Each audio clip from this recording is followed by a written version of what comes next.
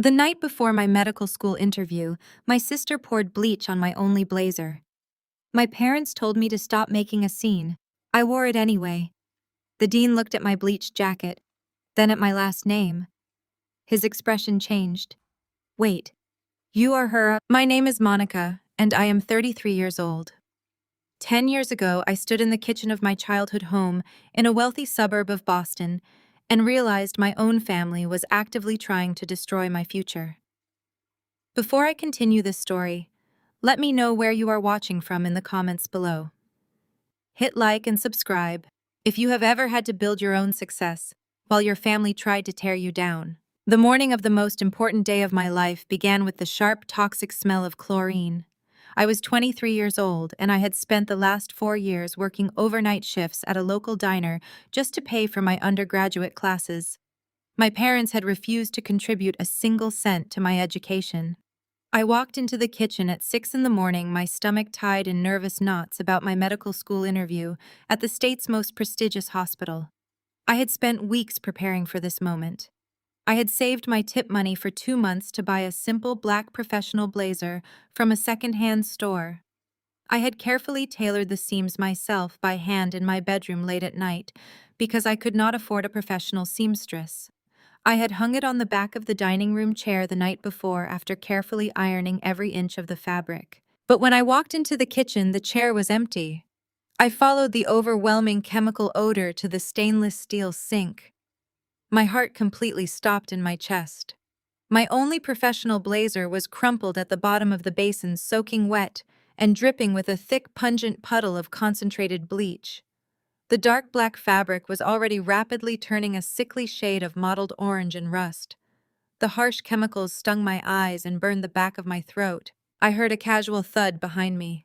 I turned slowly and watched my older sister Ashley toss an empty bleach bottle into the kitchen trash can. She did not look guilty or surprised.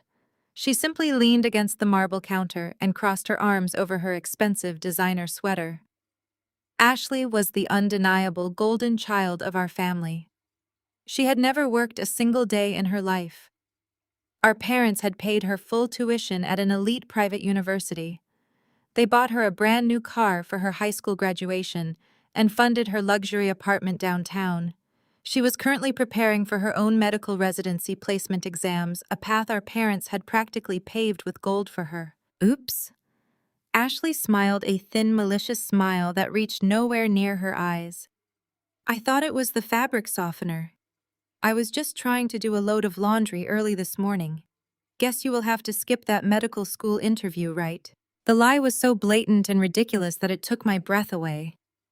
Fabric softener does not smell like toxic chemicals. You do not accidentally soak a tailored suit jacket in pure bleach. This was a calculated, deliberate act of sabotage designed to keep me in my place. Ashley could not stand the idea of me stepping into the medical field. The medical field was supposed to be her exclusive domain. She was supposed to be the brilliant, successful doctor of the family, while I was supposed to remain the quiet, struggling failure who made them look better by comparison. Before I could even formulate a response, my mother Barbara walked into the kitchen. She was wearing her pristine silk morning robe and carrying a steaming mug of imported coffee. She took one look at me standing paralyzed over the sink and then looked at the ruined blazer. She did not ask what happened. She did not scold Ashley for destroying my property. She simply took a sip of her coffee and sighed in profound annoyance, as if my pain was nothing more than a minor inconvenience to her morning routine. "Stop making a scene, Monica," my mother said, her tone completely devoid of any maternal warmth or empathy. "You know Ashley has her own residency placement exams today, and she needs a calm environment to focus. Do not ruin her morning with your drama." I stared at my mother in absolute disbelief. My drama? My sister had just intentionally destroyed my only interview outfit hours before my scheduled appointment, and I was the one being told to quiet down. My hands gripped the edge of the kitchen counter until my knuckles turned white.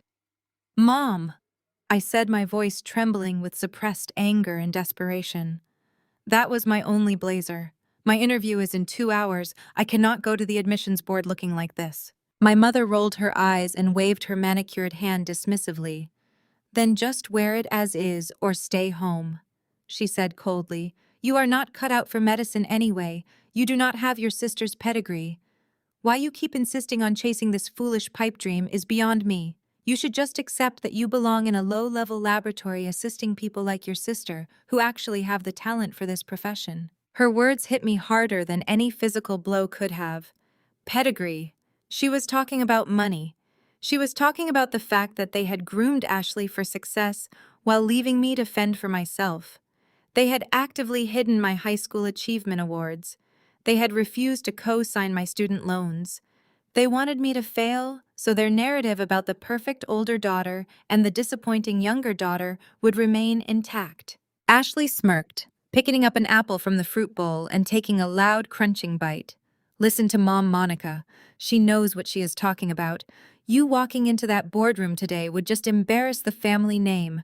Do us all a favor and stay home where you belong." For 23 years, I had swallowed my pride. I had lowered my head and accepted their emotional abuse because I wanted so desperately to be loved by them. I wanted to prove that I was worthy of their affection. I thought that if I just worked hard enough, if I just achieved enough, they would finally look at me the way they looked at Ashley. But standing in that kitchen, inhaling the toxic fumes of my ruined blazer, I realized a fundamental truth. They would never love me. They would never support me. They would only ever see me as a threat to Ashley's fragile, manufactured superiority. I did not cry. I did not scream. I did not give them the satisfaction of seeing me break down. I reached into the sink and pulled the dripping heavy fabric out of the basin. The bleach had eaten away the cheap lining, and the exterior was a chaotic mess of rust-colored stains and stark white chemical burns. The material felt slimy and corrosive against my bare hands, but I did not let go. I turned my back on my mother and sister. I walked silently to the hallway bathroom and grabbed a handful of paper towels. I pressed the fabric as dry as I possibly could. My fingers burned from the concentrated chemicals, but I ignored the pain. I walked back out to the hallway where my simple white button-down blouse and black slacks were waiting on a hanger. I put on my clothes. Then, without a single word to the two women watching me from the kitchen, I slid my arms into the ruined, chemical-stained blazer. The damp fabric clung to my shoulders. The bleach immediately began seeping through my thin cotton blouse, burning the sensitive skin on my back and arms. The smell was overpowering, making my eyes water and my throat constrict. It was humiliating. It was agonizing. But it was also my armor. I grabbed my worn briefcase, walked out the front door, and let it shut heavily behind me. I did not look back. The bus ride into the city was an exercise in pure endurance. Passengers moved away from me, coughing and covering their noses, because the smell of chlorine radiating from my clothes was so intense. Every jolt of the bus caused the wet fabric to rub against my skin, deepening the chemical burn on my shoulders. I stared straight ahead, focusing entirely on my breathing. I refused to let the tears fall. I refused to let my family win. They wanted me to hide in shame. They wanted me to surrender my future just because they had ruined a piece of clothing. They severely underestimated my resilience. When I finally walked through the towering glass doors of the prestigious hospital, my heart hammered violently against my ribs. The lobby was a massive expanse of polished marble, gleaming chrome, and hushed professional conversations. Doctors in pristine white coats walked purposefully past me. I approached the directory and found the location for the medical school admissions boardroom on the 14th floor. I rode the elevator up, standing rigid in the corner. When the doors opened, I stepped into a waiting area that looked more like a luxury hotel lounge than a hospital floor. There were plush leather chairs, expensive artwork on the walls, and a large mahogany reception desk. Seated in the waiting area were 6 other applicants. They were the epitome of privilege. They wore perfectly tailored designer suits, expensive watches, and confident smiles. They chatted easily with each other, projecting an air of absolute belonging. When I walked into the room, the conversation immediately died. 6 pairs of eyes locked onto me. I saw their expressions shift from casual interest to profound shock and then to undisguised disgust. They looked at my damp, rust-stained blazer. They wrinkled their noses as the overwhelming smell of bleach permeated the quiet waiting room. One of the male applicants actually laughed under his breath and turned away, covering his mouth. A female applicant leaned over and whispered something to her neighbor, pointing discreetly at the chemical burns on my sleeves. I walked directly to the reception desk. The administrative assistant looked up from her computer, and her professional smile faltered. She leaned back in her chair, clearly repulsed by the fumes radiating from my jacket. She looked me up and down, taking in my ruined clothes and my pale, determined face. "Excuse me, miss," the receptionist said, her voice dripping with condescension. "This area is reserved for medical school applicants awaiting their board interviews. The public restrooms are on the first floor." I stood tall, ignoring the searing pain in my shoulders and the judgmental stares of the wealthy students behind me. I placed my identification on the mahogany desk. "I am not looking for the restroom," I said, my voice steady and unwavering. "My name is Monica. I am here for my 9 o'clock interview with the admissions board." The receptionist looked at my identification and then back at my bleached, ruined blazer. The disgusted whispers in the waiting room grew louder. I stood my ground, the toxic chemicals burning my skin, knowing that I was about to walk into the lion's den. I had absolutely nothing left to lose and an entire empire to build. I stood in the center of the massive mahogany boardroom. 5 distinguished doctors sat across a vast, polished table staring at me as if I were a biological hazard. The pungent, blinding smell of chlorine bleach radiated from my ruined jacket, filling the enclosed, air-conditioned space. A female doctor on the far left pinched the bridge of her nose and leaned away. Another senior board member checked his heavy gold watch and loudly sighed. They were already dismissing me before I even opened my mouth. I could see the rejection forming in their tight lips, their crossed arms, and their judgmental eyes. Then Dr. Gregory Thorne, the Dean of Medicine, picked up my application file. He did not look repulsed by my appearance. He looked deeply confused. He adjusted his silver-rimmed glasses and read the top page intensely. Then he flipped to the second page. He looked up at me, then back down at the crisp white paper in his hands. "Wait a minute," he said, his deep voice cutting through the tense, oppressive silence of the room. "Your legal first name is listed here on your official background check as Eleanor, but your application materials all say you go by Monica." My parents hated the name Eleanor. It was my paternal grandmother's name, and my mother despised that side of the family. They forced me to use my middle name, Monica, since I was a young child trying to erase any connection to a woman they considered beneath them. "Yes, Dr. Thorne," I replied, keeping my posture perfectly straight despite the searing chemical burn developing on my shoulders. "Eleanor is my legal birth name." Dr. Thorne stood up abruptly. His heavy leather chair scraped loudly against the hardwood floor. The other board members stared at him in utter shock. He walked around the massive table and stopped right in front of me, completely ignoring the toxic fumes radiating from my damp clothes. "Are you telling me you are Eleanor M. Wilson?" he asked, his voice suddenly intense and remarkably urgent. "Yes, sir, I am, the author of the preliminary cardiac tissue regeneration paper, the exact same paper submitted to the Independent International Research Portal last October," he demanded, stepping even closer. The room went completely silent. The other doctors leaned forward, suddenly hanging on my every word. The disdain in their eyes vanished, replaced by intense, desperate curiosity. "Yes," I said. "That is my research. I developed the algorithms during my overnight shifts working at a local diner using a borrowed laptop." Dr. Thorne took a deep, ragged breath and rubbed his temples. "This is incredible," he muttered almost to himself. "We have been trying to license the algorithms from that paper for our new surgical robotics division for 3 solid months. The research portal only provided an anonymous contact email for an Eleanor M. Wilson. We sent dozens of lucrative offers, but we never received a single reply. We thought the author had abandoned the project. I never checked that specific email account after November." I admitted, keeping my tone strictly professional. "I created that encrypted email address solely to register my copyright with the Federal Patent Office. I did not know anyone was looking for me." One of the other board members, a sharp-looking woman in an immaculate gray suit, spoke up. "Dr. Thorne, What exactly is going on here? We just admitted a candidate into the luxury surgical residency program yesterday who claimed that exact same cardiac tissue research. Her name was Ashley Wilson. She stated during her interview that it was her original groundbreaking work. I felt a cold calm wash over my entire body. The moment of truth had finally arrived. Ashley is my older sister. I stated the words dropping like heavy stones into the quiet boardroom. She and I shared a home computer in our parents' house. I knew she frequently read my personal files when I was not around. When I finalized the core algorithms for the cardiac tissue regeneration project, I knew she would try to take it. She has spent her entire life claiming my academic achievements as her own because my parents always enabled her.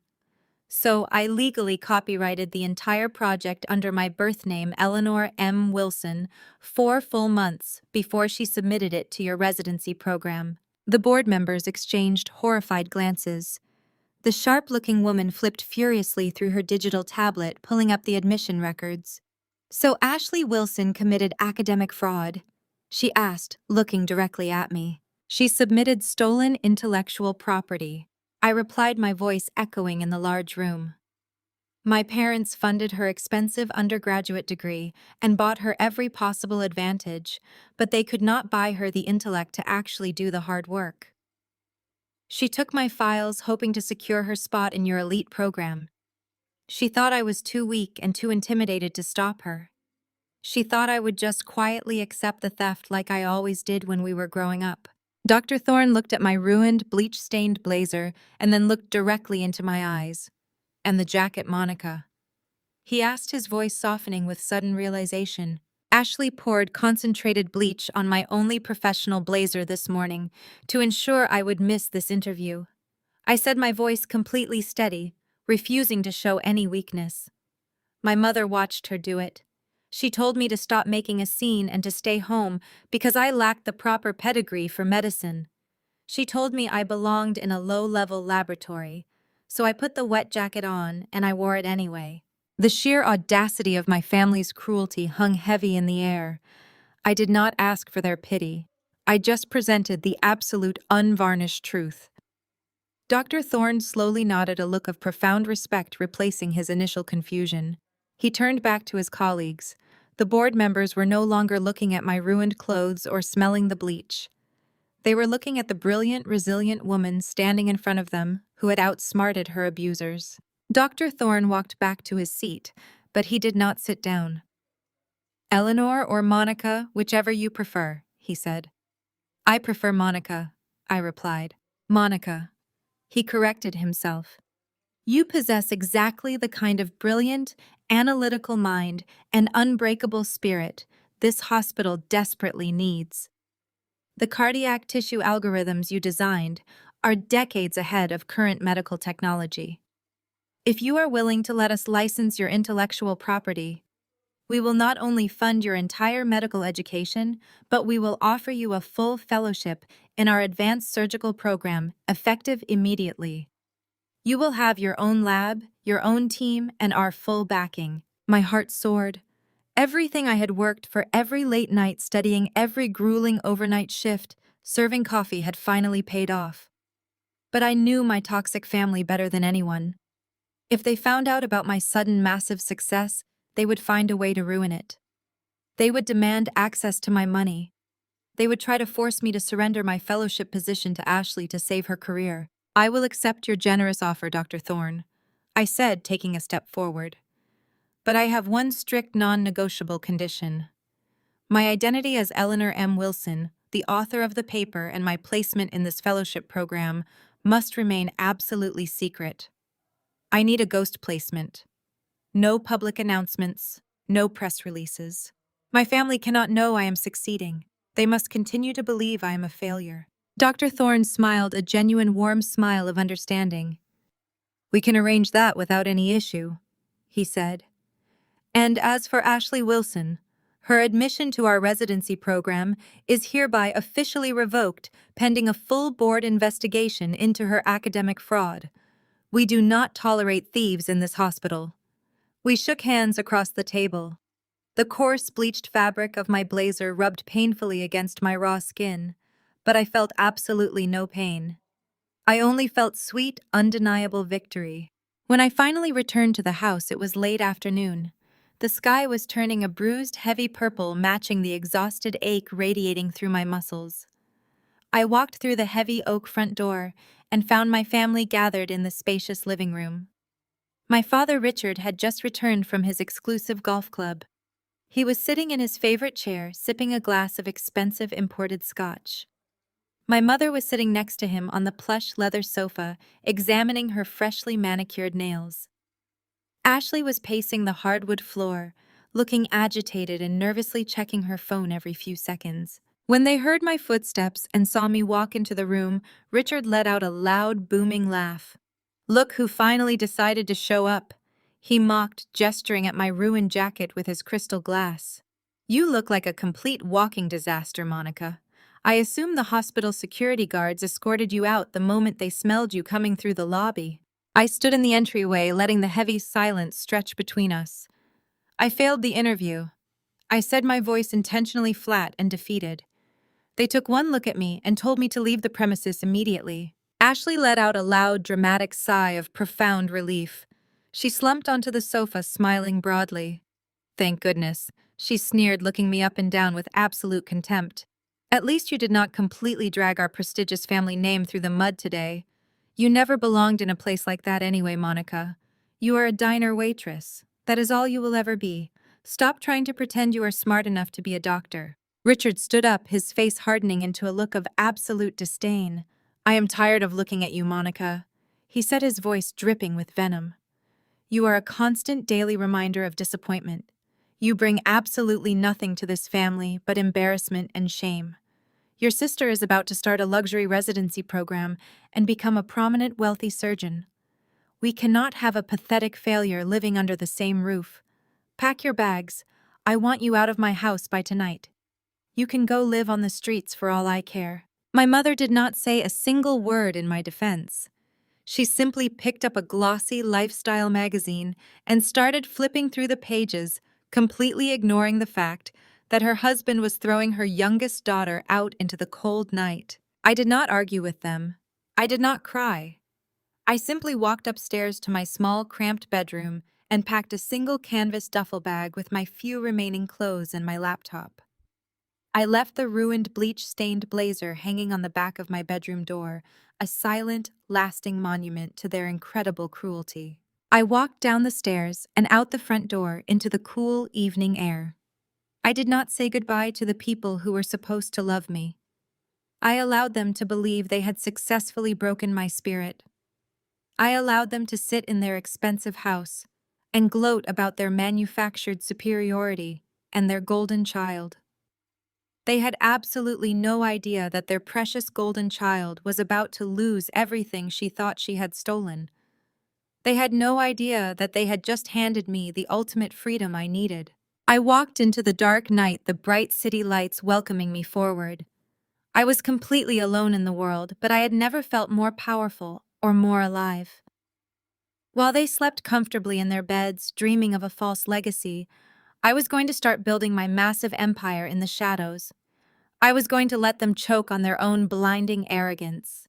And when the time was right, when they were at their most vulnerable, I would return to take back everything they stole and burn their lies to the ground. 10 years is exactly how long it took to build my empire. Today, I am 33 years old. I am the chief of cardiothoracic surgery at the largest hospital network in the state. I hold 7 international biotech patents. My surgical tools are used in operating rooms across the globe. My net worth has surpassed figures my parents could only dream of. Yet if you saw me on the street, you would never know it. I drive a reliable 8-year-old beige sedan. I wear unbranded cotton shirts and simple slacks. I live in a beautiful but incredibly private estate, tucked away in the dense woods, far from the prying eyes of the local elite. I built my life in total secrecy because keeping my family entirely in the dark was the foundation of my ultimate strategy. To them, I am still exactly what they told me to be: a pathetic failure. a low-level laboratory technician barely scraping by on minimum wage. My father Richard and my sister Ashley had spent the last decade building their own kingdom. They founded the Wilson Wellness and Surgery Center. It is an ultra-exclusive private clinic catering to the absurdly wealthy. Richard provided the capital from our grandfather's trust fund, and Ashley provided the fabricated medical credentials. She was the face of the operation, parading around in tailored white coats and claiming to offer revolutionary surgical procedures.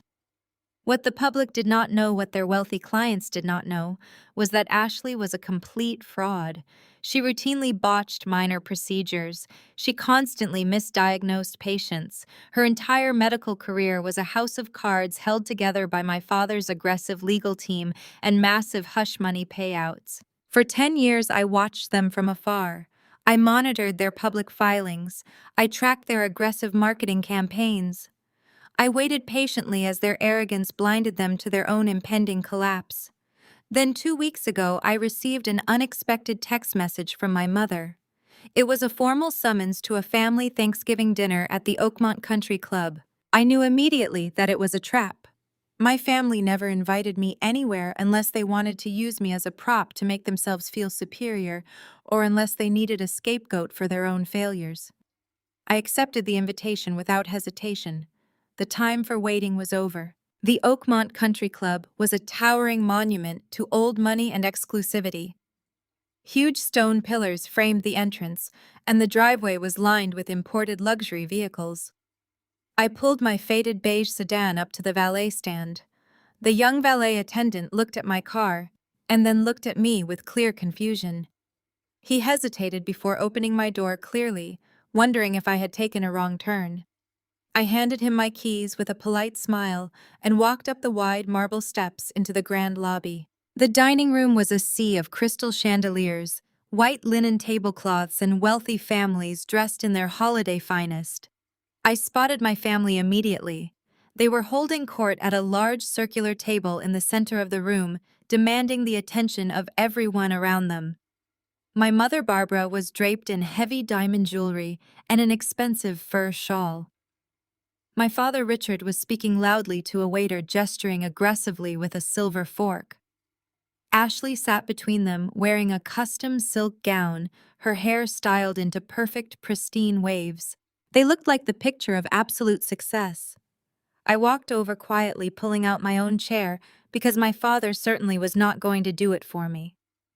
"Well, look who finally decided to join us," Richard announced, his voice carrying across the quiet dining room. Other patrons briefly turned to look before politely averting their eyes. "I see you are still dressing like you buy your clothes by the pound, Monica." I sat down and placed my simple canvas purse on my lap. "Happy Thanksgiving, Dad," I said, keeping my voice perfectly flat and devoid of emotion. Ashley leaned forward, resting her chin on her hands. She looked me up and down with that same malicious smirk from 10 years ago. "It is really brave of you to show up here, Monica. I was sure the valet would mistake you for the kitchen staff. Are you still washing dirty test tubes for a living? I heard the laboratory you work at recently cut overtime hours. You must be really struggling to pay rent." "I work in a clinical lab," I replied, offering no details. "The work is steady." Barbara let out a dramatic theatrical sigh, signaling to the waiter to refill her champagne glass.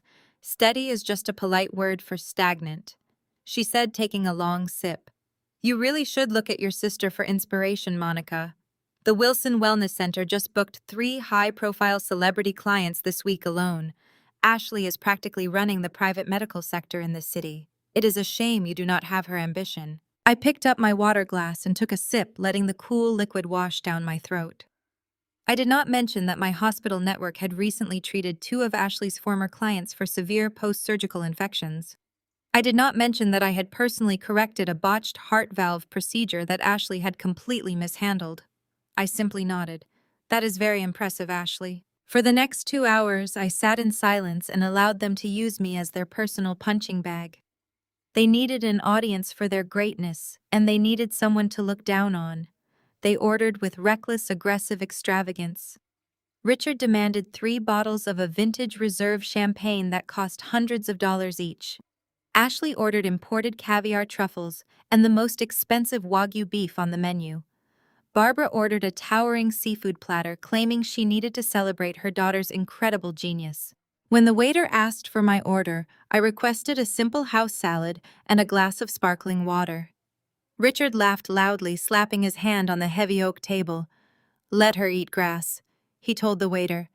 "Her palate is not refined enough for Wagyu anyway. Bring us another bottle of the reserve." They consumed plates of rich food and drained bottle after bottle of expensive wine.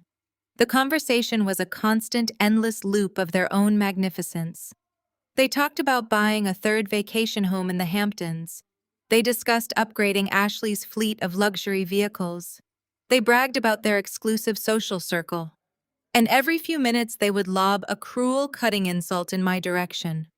They mocked my car. They mocked my hair. They mocked the fact that I was 33 and utterly alone in the world. I absorbed every insult with a calm, pleasant smile. I did not flinch. I did not defend myself. I sat perfectly still, analyzing their desperate need to perform. Real wealth whispers, but their wealth was screaming. And people only scream when they are terrified that no one is listening. As the dinner finally wound down, the head waiter approached our table. He was a tall, distinguished man in a crisp tuxedo. He carried a thick black leather folder holding the final bill. He stepped toward Richard, the obvious patriarch of the table, and extended the folder. Richard did not even look at the waiter. He casually waved his hand, pointing a thick finger across the table. "Give it to the lab tech," he said, taking a sip of his coffee. The waiter hesitated, looking uncertainly between my father and me. Ashley reached out, snatched the leather folder from the waiter's hand, and opened it. Her eyes scanned the itemized receipt. I knew exactly what the total was. With the vintage champagne, the imported caviar, and the Wagyu steaks, the bill easily surpassed $4,000. Ashley smiled. It was a cold, predatory expression. She closed the leather folder and slid it slowly across the pristine white tablecloth directly until it stopped right in front of my plate. "You need to learn financial responsibility, Monica," Ashley said, her voice dripping with artificial sweetness. "You have been mooching off the family name for far too long. Consider paying this your rent for continuing to be a stain on our reputation. It is time you actually contributed something to this family instead of just dragging us down." Barbara nodded in enthusiastic agreement. "It will teach you the value of $1, Monica. Maybe it will finally motivate you to get a real job." Richard leaned back in his chair, crossing his arms over his chest. He was watching me intently, waiting for me to break. He wanted me to panic. He wanted me to cry and beg. He wanted me to admit that I did not have $4,000 in my bank account. He wanted to humiliate me in front of the entire country club, forcing me to crawl to him for a handout so he could publicly reject me. The silence at the table grew heavy and suffocating. The waiter stood awkwardly nearby, clearly uncomfortable with the family dynamic playing out in front of him. I looked at the black leather folder. Then I looked up at my sister. Her eyes were bright with vicious joy. I looked at my mother, who was already looking away, dismissing me. I looked at my father, who was practically vibrating with anticipation. I did not argue. I did not point out the sheer absurdity of asking a supposed minimum wage lab technician to pay a $4,000 dinner bill. I did not mention that I had consumed exactly $14 worth of lettuce and water. I maintained absolute icy eye contact with my sister. I reached into my faded canvas purse. I bypassed my standard debit card and my regular credit cards. My fingers found the heavy, solid metal card tucked into the back slot of my wallet. It was a card completely devoid of limits, an invitation-only piece of hardware reserved exclusively for individuals with immense, massive capital. I pulled the solid black metal card from my purse. It caught the light of the crystal chandeliers gleaming with quiet, absolute power. I did not say a single word. I simply picked up the leather folder, placed the heavy black card inside, and calmly handed it back to the waiting server. The waiter accepted the solid black card with a polite nod and walked away toward the billing station. The moment he was out of earshot, my mother Barbara let out a sharp, theatrical laugh. She leaned across the table, her heavy diamond necklace catching the warm light of the crystal chandeliers overhead. "Did you really just hand him a prop card, Monica?" Barbara asked, her voice dripping with pure condescension. "What is that?" Some fake metal novelty you bought online to impress your laboratory coworkers. You are going to embarrass us when his machine inevitably declines it. Ashley smirked, picking up her crystal champagne flute. Let her play pretend mom.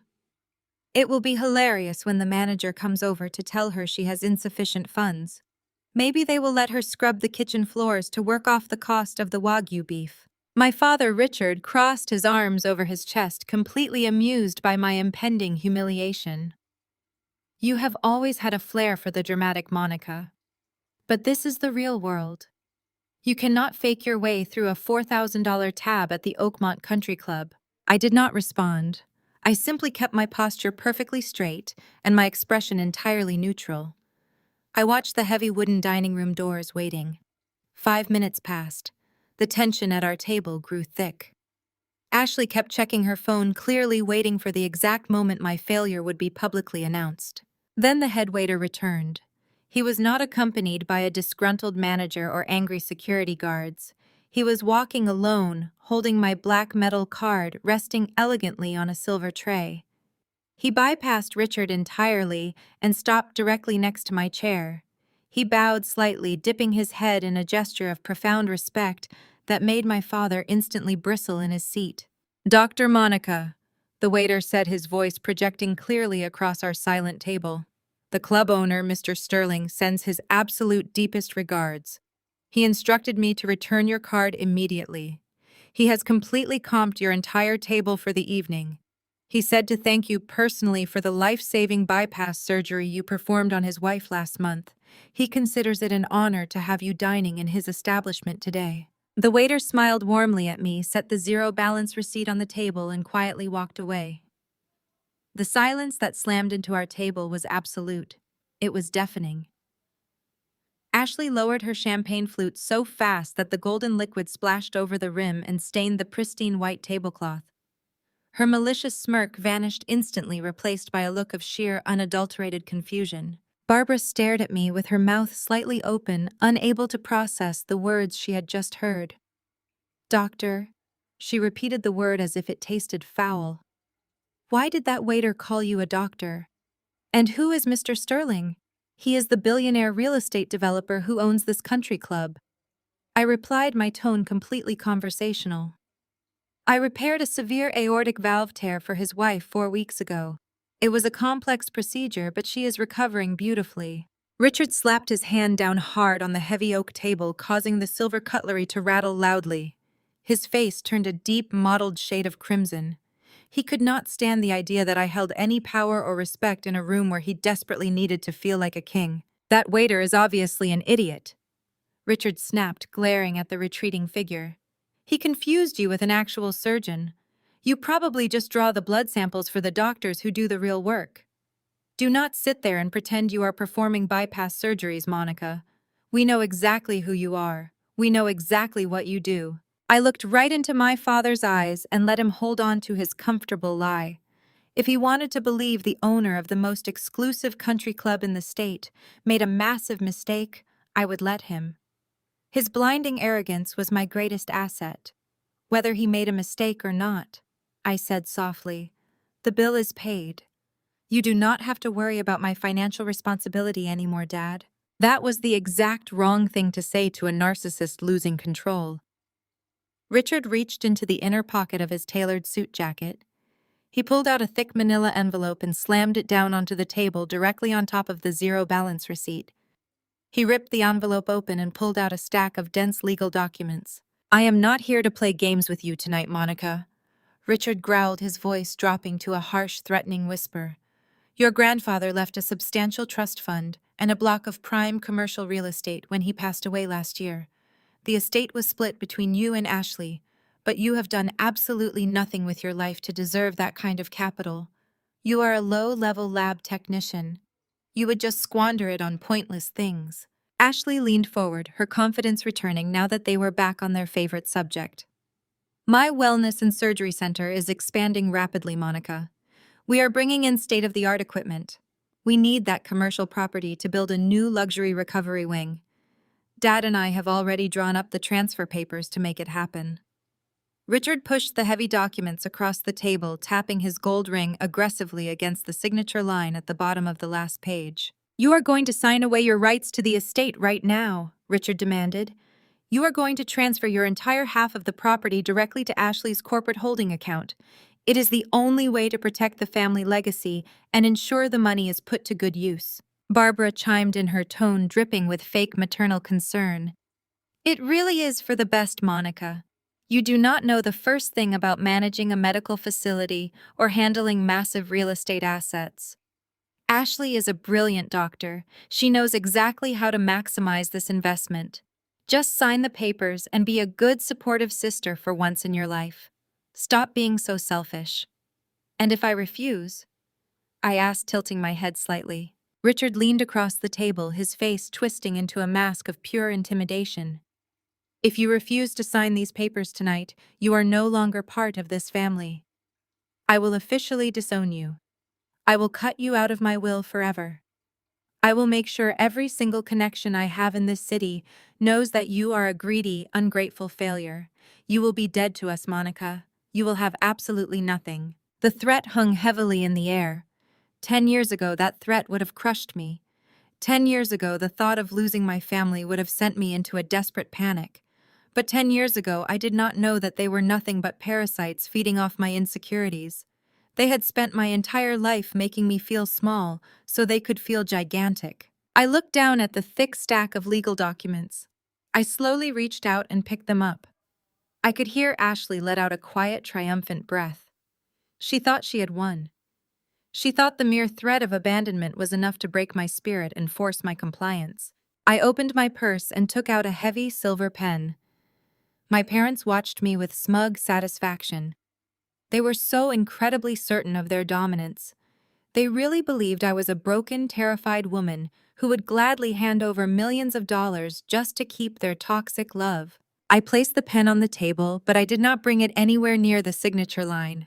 Instead, I flipped past the cover page. I ignored the summary of asset transfers. I flipped directly to page 14, the dense section detailing the assumption of corporate liabilities. I smoothed the page out flat against the table. "This is a very interesting contract, Dad," I said, tracing my finger down the complex legal jargon that they assumed I could not understand. "You structured this as a full corporate merger of assets. You are not just asking me to hand over grandfather's real estate. You are asking me to merge my half of the trust directly into the primary holding company of the Wilson Wellness Center. It is standard legal procedure." Richard snapped impatiently, looking around the room to make sure no one was listening. "Just sign the paper, Monica, and stop stalling. It would be standard if the clinic was solvent." I replied, my voice dropping to a clinical icy calm. "But if I sign this document, I also assume equal responsibility for the existing corporate debt of the holding company." Ashley's smile faltered. Her eyes darted nervously toward my father. Barbara looked confused, shifting uncomfortably in her seat. I tapped my silver pen against Section 4, Paragraph B. "You do not want this property for an expansion, Dad. You do not have the capital to build a new recovery wing. You want me to sign this because the Wilson Wellness Center is currently drowning in $12 million of high-interest commercial debt. And worse than that, you need my clean financial record because the clinic is currently facing a massive federal audit by the IRS. Are you not?" Richard's face drained of color. The deep crimson flush of anger vanished, replaced by the sickly pale shade of a man who realized he was completely exposed. He opened his mouth to speak, but no words came out. He just stared at the silver pen tapping rhythmically against the lethal clause hidden deep within his deceptive contract. Ashley looked like she was going to be physically sick. Her perfectly manicured hands gripped the edge of the heavy oak table so tightly her knuckles turned stark white. She knew about the debt. I could see it in her terrified eyes. She knew their pristine surgical center was nothing more than a hollow, rotting shell on the verge of total financial collapse. Barbara, however, chose a completely different tactic. She was a creature of high society, and her instinct for self-preservation in public spaces was ruthless. She looked around the quiet, elegant dining room of the Oakmont Country Club and realized that the surrounding tables were actively listening. The elite families of the city were watching the mighty Wilsons unravel over a stack of legal documents and a comped dinner bill. Barbara stood up abruptly. Her heavy wooden chair scraped violently against the polished floor, the harsh sound slicing through the refined atmosphere. "Oh, you poor sick girl," Barbara announced, her voice pitched unnaturally high so it would carry across the entire room. She pressed a hand dramatically to her chest, putting on the performance of a lifetime. "Richard, we need to get her help immediately. I told you she was not stable enough to join us tonight. She is having another one of her mental breakdowns." Patrons at the neighboring tables murmured in hushed tones, throwing sympathetic glances toward my mother and deeply suspicious looks at me. "Monica, please lower your voice," Barbara pleaded, even though I had not raised my voice above a calm, clinical whisper. "You are completely delusional. We just wanted to have a nice Thanksgiving dinner, and now you are making up these wild, paranoid fantasies about the IRS and $12 million. You are scaring your sister. We just want to get you into a psychiatric facility so you can get the help you so desperately need. Do not try to extort us again." It was a masterclass in gaslighting. She was using the exact same tactic they had used when I was a teenager. Whenever I pointed out their cruelty, they claimed I was unstable. Whenever I demanded fairness, they claimed I was hysterical. They relied on making me look crazy so they would never have to be held accountable. I did not raise my voice to defend myself. I did not engage in a screaming match to prove my sanity to a room full of strangers who did not care about me. I slowly picked up my solid black metal card from the leather folder and slid it back into my faded canvas purse. I gathered my coat and stood up, looking directly into my mother's panicked, performing eyes. "You can keep the unexecuted contract, Dad," I said, my voice cutting through Barbara's theatrical sobbing. "You will need the scratch paper when the federal auditors seize your computers." I turned away from the table. "Wait!" Richard snapped, panic finally breaking through his paralysis. The waiter comped the meal, "Monica. But what about the tip? It is customary to leave 20% at the Oakmont. You cannot just walk out." I paused and looked back at the three of them sitting in the wreckage of their ruined Thanksgiving dinner. "The club owner comped my meal," I said pleasantly. "He did not comp the gratuity for the $4,000 worth of imported Wagyu and vintage champagne you aggressively demanded. Since you are the titans of industry, I am sure you can cover the tip. Consider it your rent for continuing to be a stain on the medical profession." I walked out of the grand dining room, leaving them sitting in stunned, furious silence. The retaliation began before I even woke up the next morning. My family operated like a highly organized syndicate when their reputation was threatened. They could not afford for anyone to believe my claims about their impending financial ruin, so they launched a scorched earth smear campaign to discredit me entirely. I spent the next 3 days watching the fabricated narrative spread like wildfire through our hometown. My phone, a secondary device I kept active purely to monitor their behavior, began buzzing with alerts. Extended relatives who had ignored me for a decade suddenly flooded my inbox with accusatory messages. My Aunt Patricia sent a lengthy text lecturing me about elder abuse and stating she was praying for my psychiatric recovery. My cousin David left a voicemail demanding I apologize for trying to blackmail my own father during a holiday dinner. Ashley took to her highly curated social media accounts. She posted a tearful, soft-lit video explaining how difficult it was to love a family member struggling with severe mental illness. She talked about the heartbreaking reality of dealing with a sister who suffered from paranoid delusions and attempted extortion. She claimed I had shown up at their private dinner, screamed aggressively at the staff, and demanded millions of dollars in exchange for not spreading malicious lies about her clinic. She disabled the comments, framing it as a brave attempt to protect her peace while she focused on healing her patients. It was a brilliant, vicious strategy. By painting me as an unhinged extortionist sister, they inoculated themselves against any future leaks regarding their IRS audit or their massive debt. If the truth ever came out, they had already primed the public to believe it was just the vindictive rambling of a crazy relative. I sat in my home office, sipping hot coffee and watching the digital performance unfold. I did not issue a single denial. I did not post a rebuttal. I simply gathered screenshots, downloaded the videos, and forwarded everything to my private legal team. Every public lie they told was another shovel full of dirt they were digging for their own grave. On Tuesday morning, I stopped at a small independent coffee shop near the hospital network to review a quarterly biotech patent report before my surgical rounds. The shop was quiet, smelling of roasted beans and damp rain. I was sitting at a corner table wearing my usual unbranded gray sweater and simple denim jeans. I felt a looming presence before I saw him. "Monica," a smooth, heavily polished voice announced.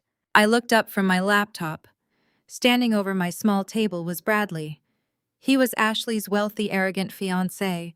He was a junior partner at a prominent private equity firm, a man who wore custom Italian suits and possessed an ego roughly the size of a small country.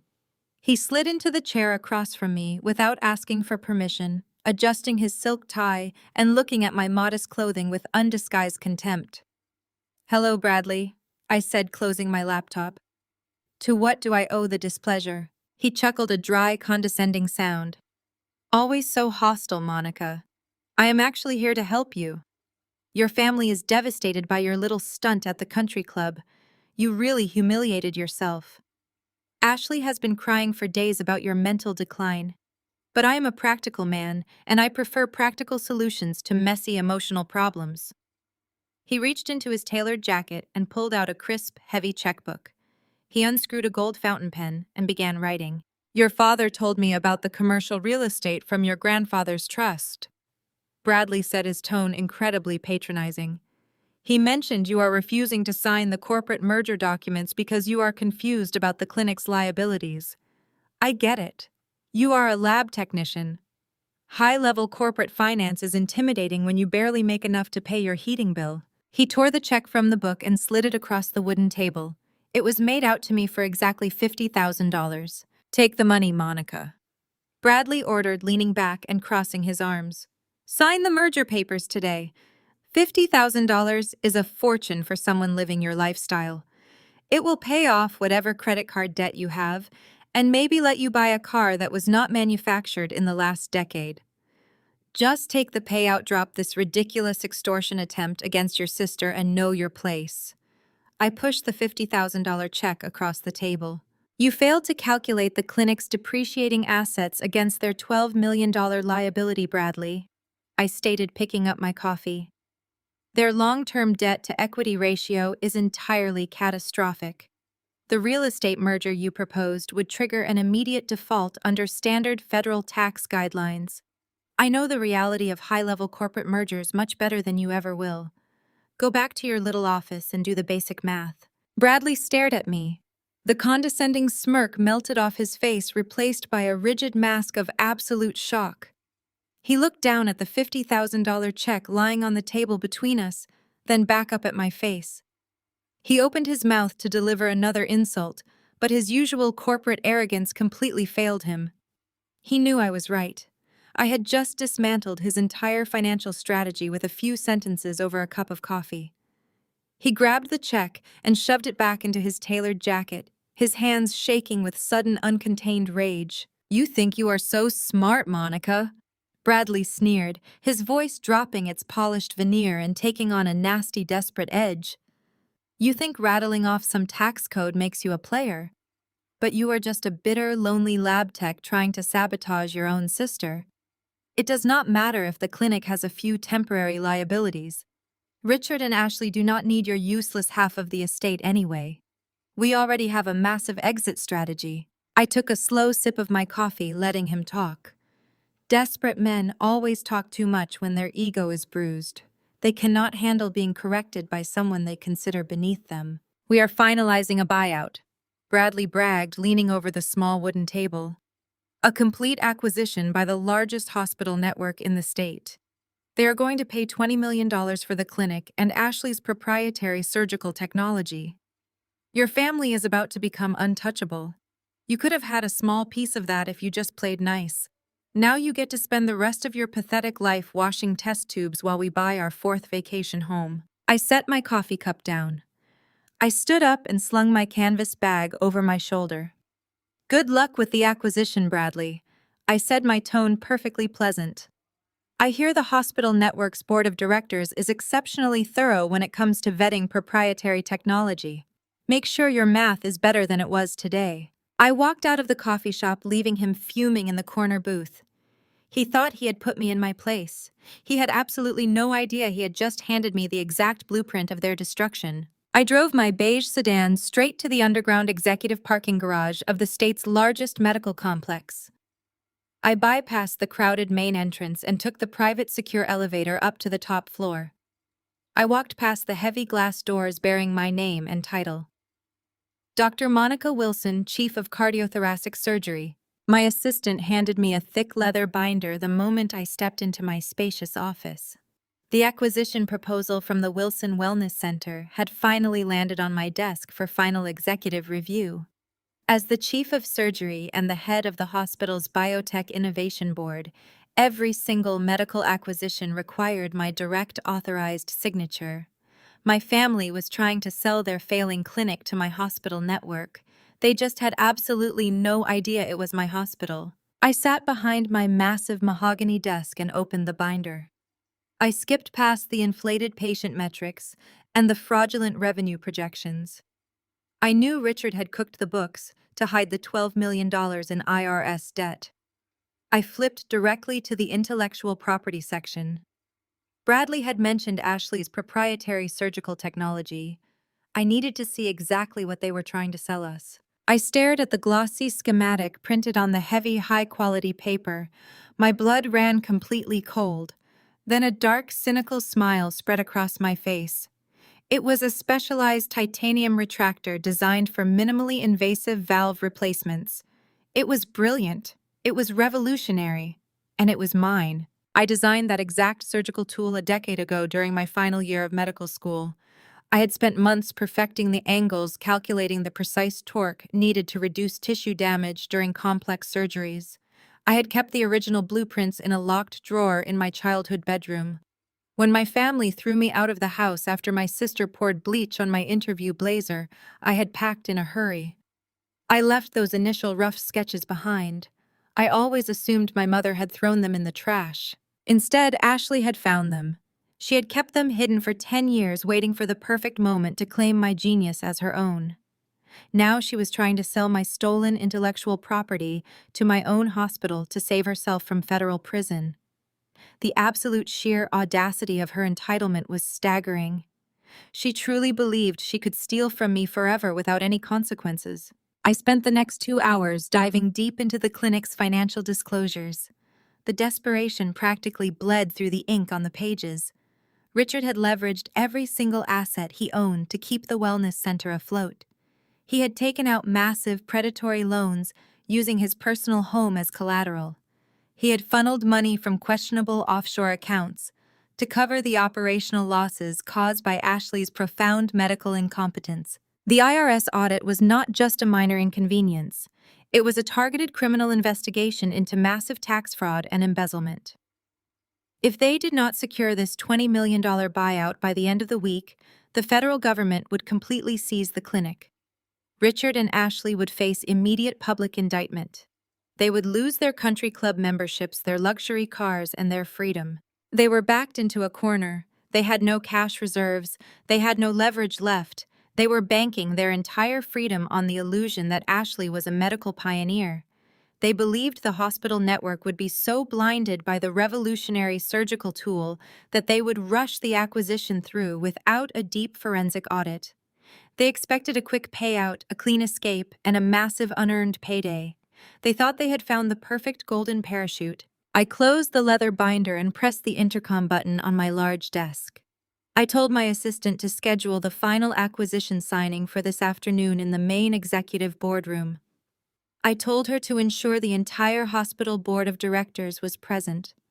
I wanted every single prominent medical professional in the building to witness exactly what was about to happen. I wanted the legal team standing by. I wanted the financial auditors in the room. This was not going to be a quiet rejection. This was going to be a highly publicized execution. I walked over to my private suite attached to the office. I took off the cheap, unbranded cotton shirt and the faded denim jeans. I stripped away the pathetic lab tech disguise I had worn for the last 10 days. I put on a tailored charcoal gray designer suit. I slipped on a pair of diamond stud earrings and fastened a heavy platinum watch around my wrist. I looked in the full-length mirror. The struggling, discarded daughter was gone. The titan of industry was finally ready to work. As I was reviewing the final legal traps I had instructed our corporate lawyers to plant in the buyout contract, my personal cell phone buzzed on the desk. I picked it up. It was a text message from Ashley. She could not resist gloating. She was too arrogant, too desperate for validation to simply walk away in silence. She needed to twist the knife one last time to assure herself that she was the undeniable winner. She needed to make sure I felt small so she could feel enormous. The message popped up on the bright screen. "We are signing a $20 million buyout today, Monica. Dad and I are securing our legacy. You had your chance to be a part of this family, and you ruined it by being so stubborn. Now you get absolutely nothing. Go back to your dirty little apartment and enjoy your miserable life." I read the words twice. I could picture her perfectly manicured hands typing the message. I could picture her standing in the grand lobby of my hospital wearing a stolen white coat, completely unaware that she was walking directly into a slaughterhouse. She thought she had outsmarted everyone. She thought she was hours away from ultimate untouchable wealth. They had spent my entire life trying to convince me that I was completely worthless. They mocked my ambition and actively tried to destroy my future. Now it was my turn to show them what happens when you deeply underestimate a woman who builds her own power. I grabbed my phone. I did not block her number. I did not respond with anger or defensive justifications. I simply typed a single short reply. "I will see you at the signing." I stood perfectly still in the shadowed alcove of the executive security hub. My arms were crossed tightly across my chest as I watched the high-definition surveillance monitors. The glowing live feed from the primary lobby displayed the exact moment my toxic family arrived. They moved together as a single imposing unit. They treated the crowded hospital entrance like a grand stage designed solely for their performance. They had dressed for a complete coronation. Richard led the charge wearing a bespoke navy suit that screamed old money. His chin was tilted up aggressively, as if the polished marble floors of the hospital were his personal runway. He barked an aggressive order at a passing porter, without even bothering to look the young man in the eye. Barbara strutted right beside him in a pristine cream pantsuit with a heavy string of expensive pearls resting against her collarbone. She clutched a designer handbag like a protective shield.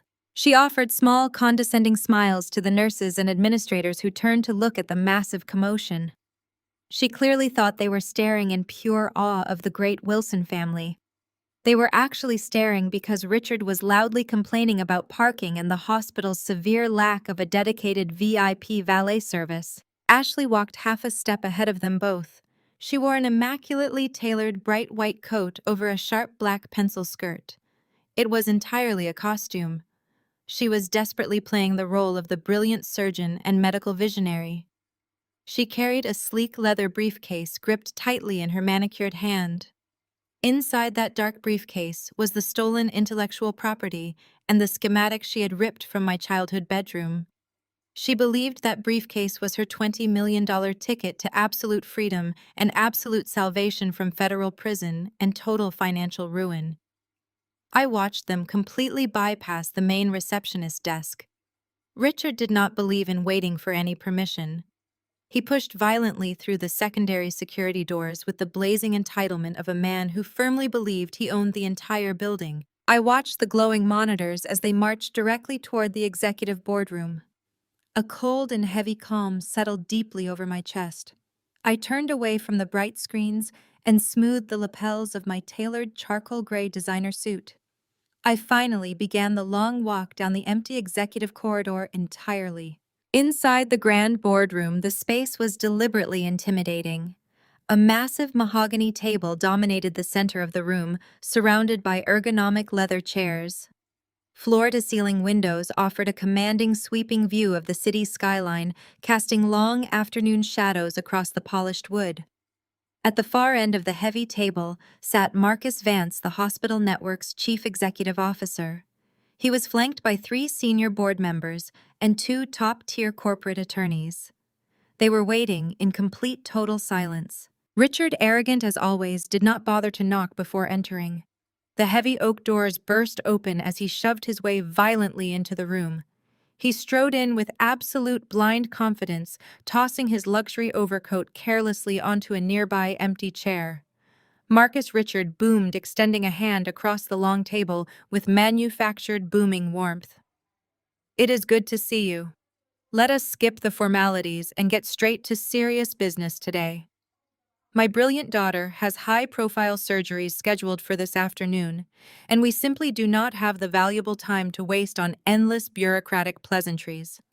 Let us finalize this lucrative deal right now." Marcus did not take the offered hand. He remained firmly seated with his hands folded neatly on top of a thick, detailed legal binder. He looked at Richard with a flat, entirely unreadable expression. The absolute silence in the grand room stretched thick and deeply uncomfortable. "Take a seat, Richard," Marcus finally said, his voice dropping the temperature in the room by 10 freezing degrees. "We are currently waiting for one final executive signature before we can proceed with the acquisition review." Ashley scoffed loudly, rolling her eyes. She pulled out a large leather chair near the head of the table and sat down tightly, crossing her legs. She placed her leather briefcase on the polished wood with a loud, aggressive thud, resting her hand protectively on top of it. "Who else do we possibly need to wait for?" Ashley demanded, her tone dripping with toxic impatience and inflated self-importance. "You have the creator of the revolutionary technology sitting right here in front of you. I am handing your hospital the entire future of cardiothoracic surgery on a silver platter. My patent alone will triple the value of your entire surgical department overnight. We agreed on $20 million. Have your legal team slide the buyout papers over so we can finalize this transaction. I have a wellness center to run and desperate patients waiting." Barbara took the chair next to Ashley, nodding in aggressive agreement. She smoothed the creases of her cream slacks and gave Marcus a highly patronizing look. "Time is money," Mr. Vance, Barbara said smoothly, her voice echoing the practiced cadence of a high society matron. "The Wilson Wellness Center is highly sought after across the state. We have other aggressive buyers waiting in the wings who would kill for this technology. If your hospital network is not prepared to close the deal today, we will simply take our revolutionary intellectual property elsewhere. We only gave you the first right of refusal out of professional courtesy because we deeply respect your fine institution. Do not make us regret our immense generosity."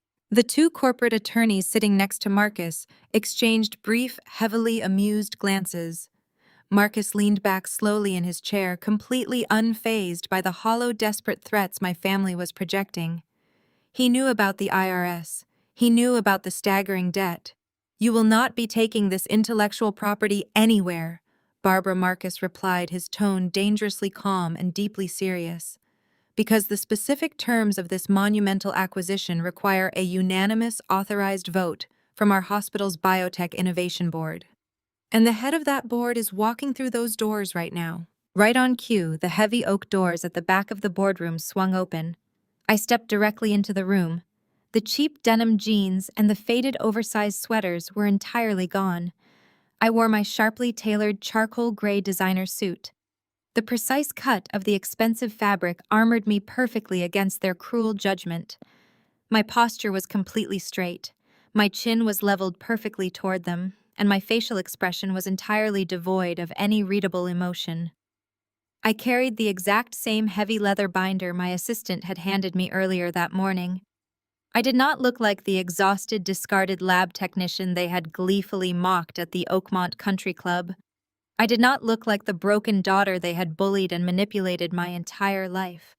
I looked like a powerful woman who commanded the room. Because I did. The reaction from my treacherous family was instantaneous and utterly explosive. Richard shot up from his leather chair so fast it tipped backward and slammed violently into the glass wall behind him. His face turned an alarming mottled shade of crimson purple.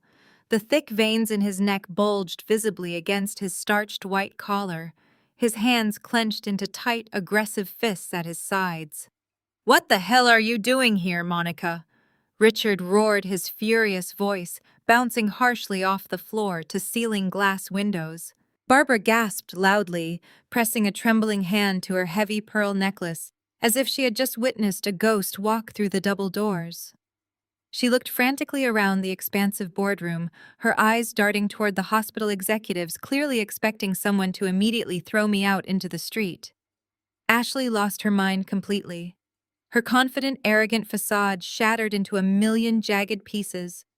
She leaped to her feet, her chair scraping harshly against the hardwood floor. She pointed a shaking, perfectly manicured finger directly at my face, her eyes wide with manic disbelief. "How did you get past security?" Ashley shrieked, her voice echoing shrilly in the confined, quiet space of the boardroom. "Who let her in here? She does not belong anywhere near this building. Call security right now." Marcus Ashley commanded, her voice vibrating with panic and furious entitlement. "This woman is a delusional lab tech. She wandered into an executive meeting. Get her out." Get her. Marcus Vance did not reach for the telephone.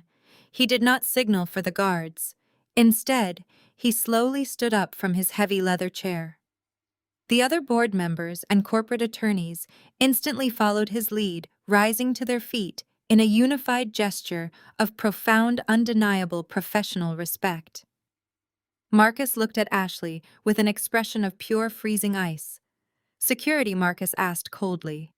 "Dr. Monica is the majority shareholder of this network. You are sitting in her chair." The silence that followed Marcus Vance's statement was absolute. It was the kind of suffocating quiet that only exists in the exact second before a catastrophic impact. No one breathed. No one moved. The air in the executive boardroom turned to solid ice. Richard stood frozen against the glass wall. His jaw hung slightly open, making him look entirely foolish rather than intimidating. The deep crimson color had completely vanished from his face, leaving behind a sickly ash-gray pallor. Barbara looked as though she had been physically struck. Her hand remained clawed around her heavy pearl necklace, her knuckles stark white against her collarbone. She stared at me with wide, terrified eyes, unable to process the reality unfolding right in front of her. Ashley was trembling. Her entire body shook with a violent, uncontrollable tremor. The arrogant mask of the brilliant surgeon completely dissolved. She looked right down at the heavy leather chair she had just aggressively claimed, the chair belonging to the majority shareholder, the chair belonging to me. "Move, Ashley," I said, my voice slicing through the heavy silence like a surgical scalpel. She did not argue. She did not scream. She stumbled backward, her knees buckling slightly as she scrambled away from the head of the table. She practically tripped over her own expensive heels, retreating to the far corner of the room like a frightened child. I walked forward with slow, deliberate steps. My charcoal suit moved perfectly with my stride. I did not look at my parents. I did not look at my sister. I walked directly to the head of the heavy mahogany table and sat down. I placed my leather binder on the polished wood. Marcus Vance and the other board members remained standing until I was fully seated, a gesture of profound respect that made my father visibly flinch. Once I was settled, the rest of the executives took their seats. The power dynamic in the room had fundamentally, permanently shifted. I was no longer the discarded daughter begging for scraps of affection. I was the executioner. "Now," I began, folding my hands neatly on top of the binder, "let us discuss this highly lucrative acquisition you are so desperate to finalize today." Richard finally found his voice. It came out as a weak, raspy croak. "Monica, what is this? What kind of sick game are you playing with us? How did you get control of this hospital?" I did not answer his irrelevant questions. I was not there to explain my decade of silent, grueling labor. I was not there to narrate the sleepless nights, the massive investments, the strategic corporate maneuvers that led me to owning the majority stake in the most profitable medical network in the state. I was there to close a trap. I unclasped the leather binder and flipped it open. I pulled out a thick, heavy file entirely filled with complex legal documents and highly technical schematic diagrams. I pushed the file across the smooth surface of the table, stopping it directly in front of Marcus. You presented a $20 million valuation for the Wilson Wellness Center, I stated, keeping my tone completely clinical. You claimed that valuation was entirely justified by a revolutionary proprietary surgical technology, a specialized titanium retractor designed for minimally invasive valve replacements. You told my board of directors that Dr. Ashley Wilson personally designed and engineered this groundbreaking medical device. Ashley let out a small, pathetic whimper from the corner of the room. She wrapped her arms tightly around her waist, physically shrinking under my gaze. I looked directly at my sister. The pristine white coat she wore suddenly looked like a cheap Halloween costume. You always were a terrible liar, Ashley, I said smoothly. You lack the fundamental intelligence required to maintain a complex deception. You brought a stolen blueprint to a room full of the top medical minds in the country and expected us to simply hand you a blank check. Barbara finally snapped out of her shocked paralysis. She rushed forward, playing the protective matriarch. Stop this right now, Monica, Barbara demanded, her voice shaking with deep anger. You are jealous of your sister's brilliant medical mind. She worked tirelessly on that retractor. You are just using your position to bully her and steal her glory. You are a bitter, vindictive girl. I did not raise my voice. I simply reached into my binder and pulled out a single sheet of heavy parchment paper bearing the official gold seal of the United States Patent and Trademark Office. Let us talk about this brilliant medical mind, I replied, sliding the official document across the table. Let us talk about the exact origin of this magnificent invention you are trying to sell me. Richard lunged forward, bracing his hands heavily on the table. He stared down at the official patent document. His eyes frantically scanned the dense legal text, searching for any loophole, any mistake, any possible way out of the devastating reality he was facing. That specific surgical retractor design belongs to me, I stated, my voice echoing coldly in the massive boardroom. I engineered it. I mathematically proved the torque limits. I registered the intellectual property. I patented it under my legal name 10 years ago. I watched the exact moment my father realized his entire financial rescue plan was built on stolen property. His shoulders sagged heavily. The aggressive posture completely collapsed. He looked like a defeated, broken old man. You remember 10 years ago, do you not, Ashley? I asked, shifting my gaze back to my terrified sister. I remember it very clearly. I was in my final year of medical school. I was working 90-hour weeks, living on black coffee and sheer willpower. I had just secured the most prestigious surgical residency in the state. You were so consumed with jealousy that you snuck into my childhood bedroom and poured industrial bleach all over my interview blazer. Ashley squeezed her eyes shut, refusing to look at me. My parents threw me out of the house that same night. I continued the memory playing out perfectly in my mind. You told them I was hysterical. You told them I ruined my own clothes for attention. They believed you. They always believed you. I packed my entire life into garbage bags and left. But I was in a hurry. I left behind my initial rough sketches for the retractor hidden in my desk drawer. I assumed they were thrown away with the rest of the trash you deemed unworthy of the Wilson family home. I leaned forward slightly, resting my forearms on the heavy table. But you did not throw them away, did you, Ashley? You kept them. You hid them for a decade. And when your clinic started drowning in $12 million of high-interest commercial debt, when the IRS auditors started circling your fraudulent bank accounts, you panicked. You needed a miracle to save you from federal prison. You dug out my old sketches, slapped your name on them, and tried to sell them to my hospital network for $20 million. You are committing massive corporate fraud, Dad, I said, turning my attention back to Richard. You are attempting to sell stolen intellectual property to a major medical network. That is a severe federal crime. Barbara began to cry loudly. Actual genuine tears of pure terror spilled down her perfectly powdered cheeks. Richard, please do something. Barbara sobbed, clutching his arm. She is going to destroy us. She is going to send us to jail. Tell them she is lying. Tell them Ashley invented it. Richard was sweating profusely. Large, heavy drops of perspiration formed on his forehead and rolled down his neck, staining his expensive silk collar. He was a cornered animal realizing the trap had completely snapped shut around him. His entire legacy, his entire carefully constructed illusion of wealth and superiority was disintegrating in front of the most powerful elite executives in the city. He could not accept defeat. His malignant narcissism simply would not allow him to surrender to the daughter he had spent 30 years tearing down. He wiped the sweat from his forehead with a trembling hand and stood up straight, forcing a nasty, vicious sneer onto his face. "You are bluffing, Monica." Richard growled, his voice echoing harshly against the glass walls. "You think flashing a fake piece of paper changes anything. You cannot prove that patent is yours. You cannot prove Ashley stole anything from your room.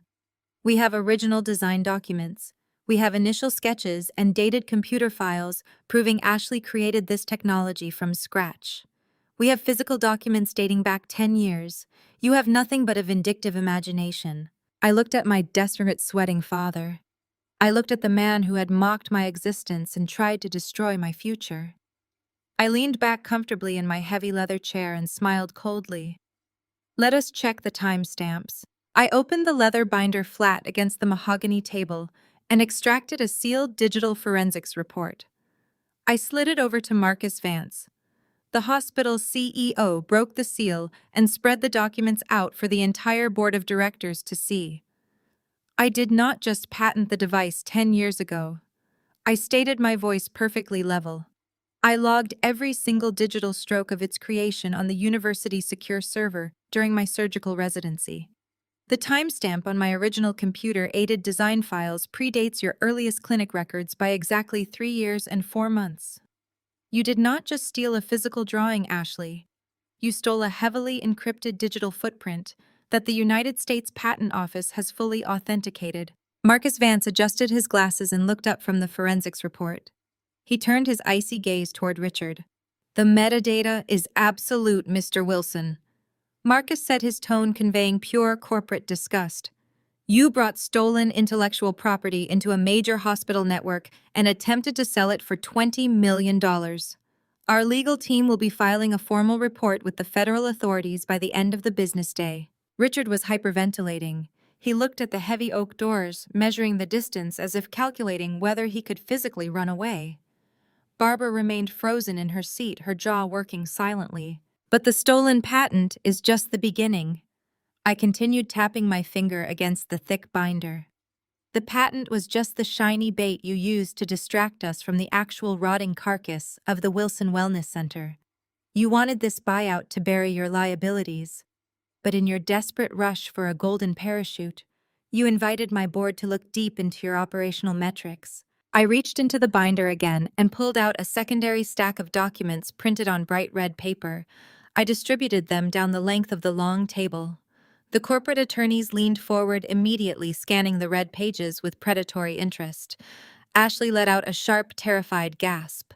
She recognized the red paper.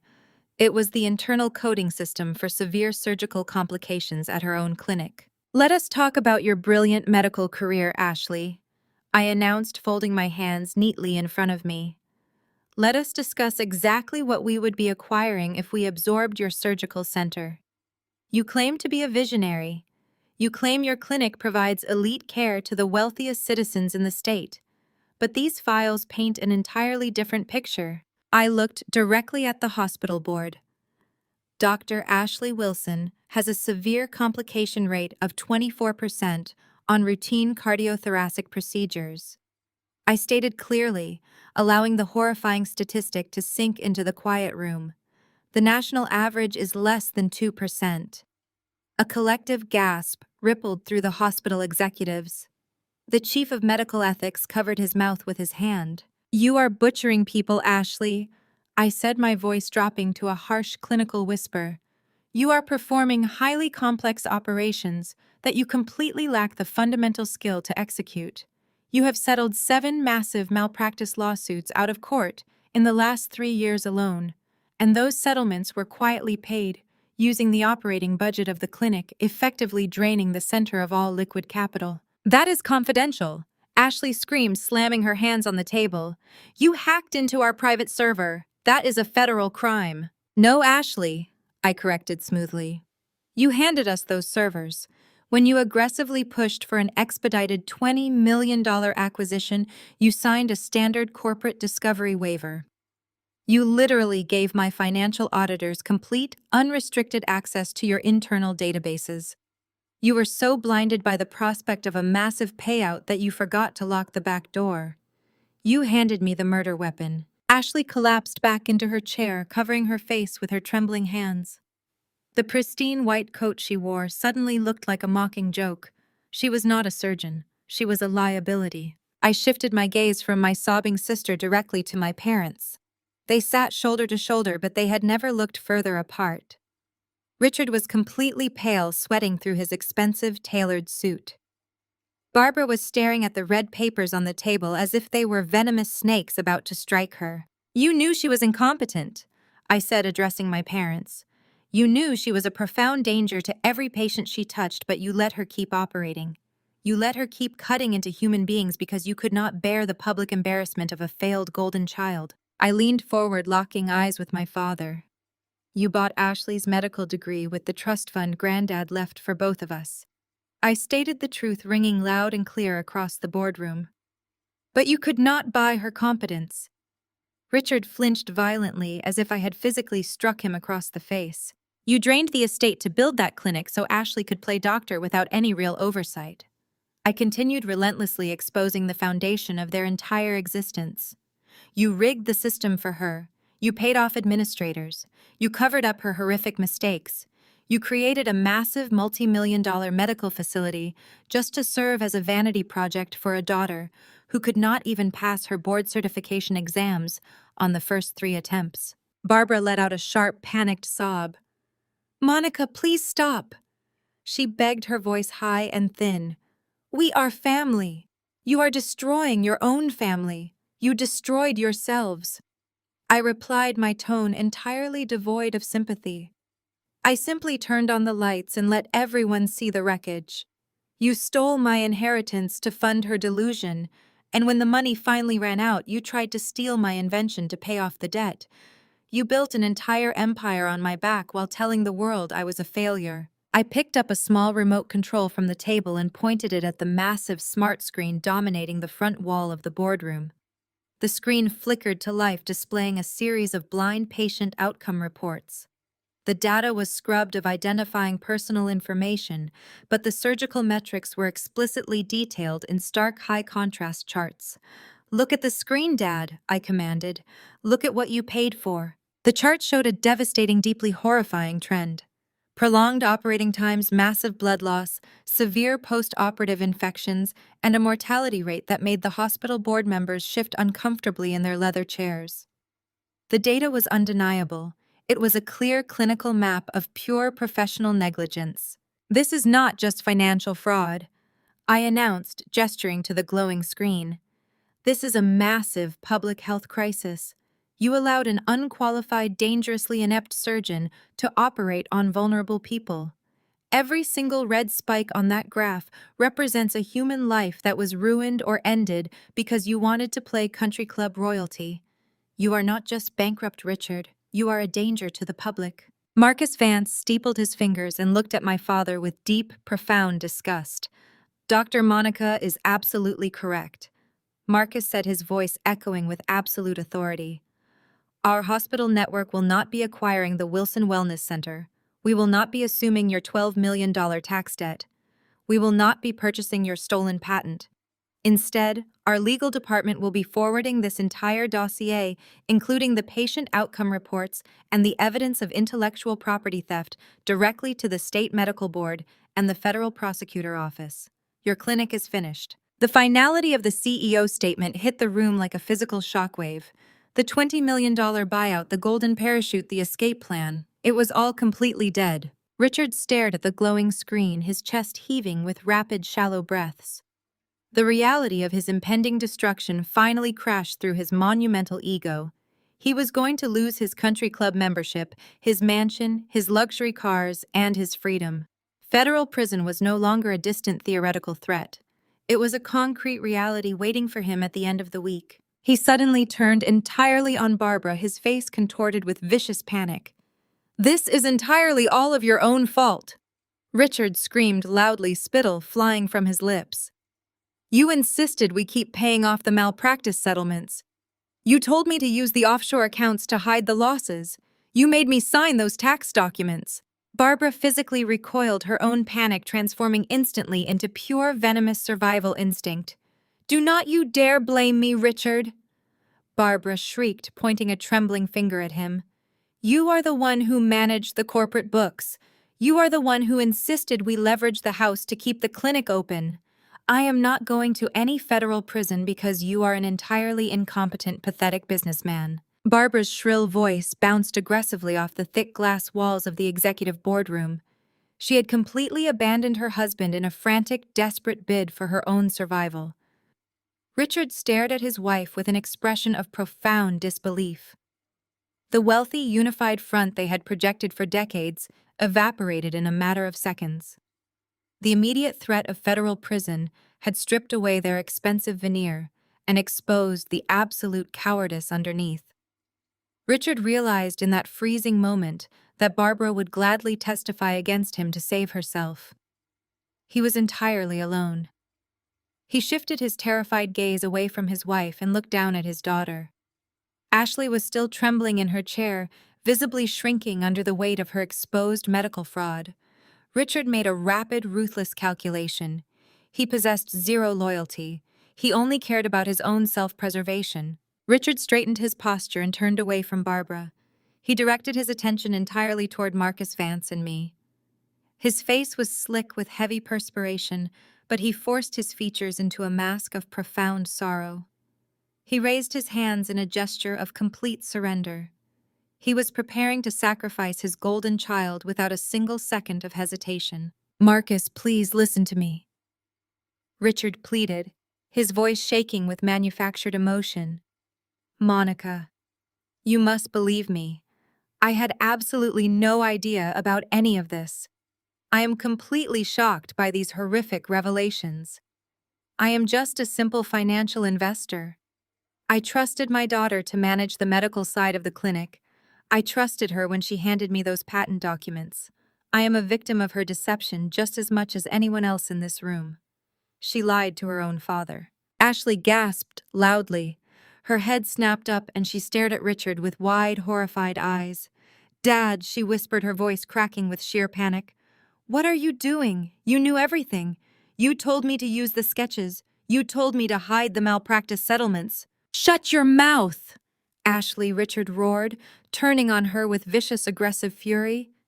You are a complete disgrace. You lied to us. You told us you were a brilliant surgeon. You told us you invented that technology.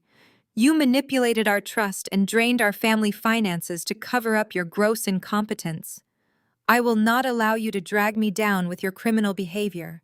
I will fully cooperate with the federal authorities and the state medical board. I will hand over every single document they need to prosecute you. Barbara watched her husband destroy their daughter with wide, unblinking eyes. She did not say a word to defend Ashley. She remained perfectly silent, calculating that Richard throwing Ashley to the wolves might actually save them both from federal indictment. Richard turned back to me. His aggressive tone instantly morphed into a pathetic, desperate whine. He placed his hands flat on the mahogany table and leaned forward, bowing his head submissively. Monica, please, you have to listen to reason, he begged, stripping away every ounce of his remaining dignity. I understand you will not buy the surgical patent.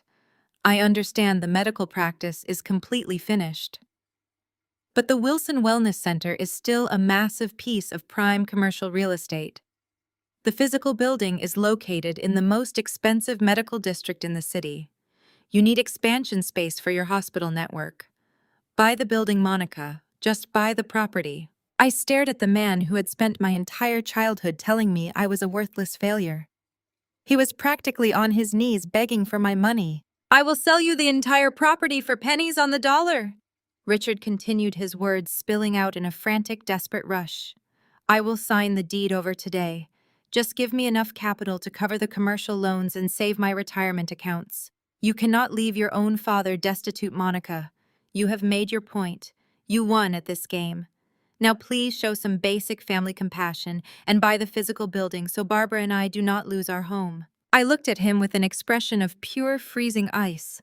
I did not feel a single ounce of pity. I did not feel any lingering childhood trauma. I simply saw a pathetic criminal begging for a massive bailout. "Your building is completely worthless, Richard." I stated, my voice cutting through his desperate whining with absolute clinical precision. "You leveraged that property 3 separate times to pay off Ashley's malpractice settlements. The bank holds a primary mortgage and the IRS is preparing to place a massive federal tax lien on the deed by the end of the week. If my hospital network acquired that building, we would legally absorb your toxic debt.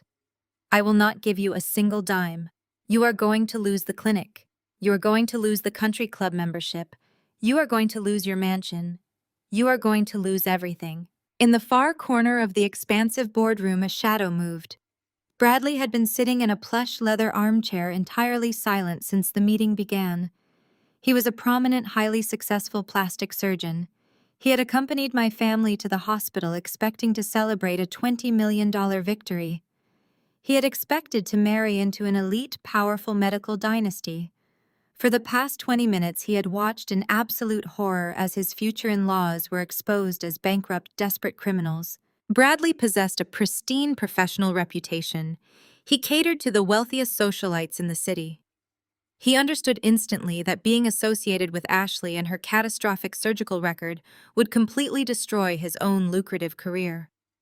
The malpractice lawsuits, the federal fraud investigations, the intellectual property theft would utterly ruin his practice by mere association. He had made a cold, logical decision. Bradley stood up slowly. The quiet sound of his leather shoes stepping onto the hardwood floor drew the attention of everyone in the room. He did not look angry. He simply looked completely detached. He walked deliberately toward the center of the heavy mahogany table where Ashley sat. Earlier in the meeting, Ashley had removed her massive 5-carat diamond engagement ring. She had placed it prominently on the polished wood table as an arrogant display of her impending high society marriage. The huge diamond sparkled under the bright recessed lighting of the boardroom. Bradley stopped next to Ashley. She looked up at him with desperate pleading, tears streaming down her face. "Bradley, please," Ashley whimpered, reaching a trembling hand out toward his tailored suit jacket. "Tell them this is a mistake. Tell them you support me. We can fix this together. We can move away and start a new clinic." Bradley did not look at her. He did not offer a single word of comfort.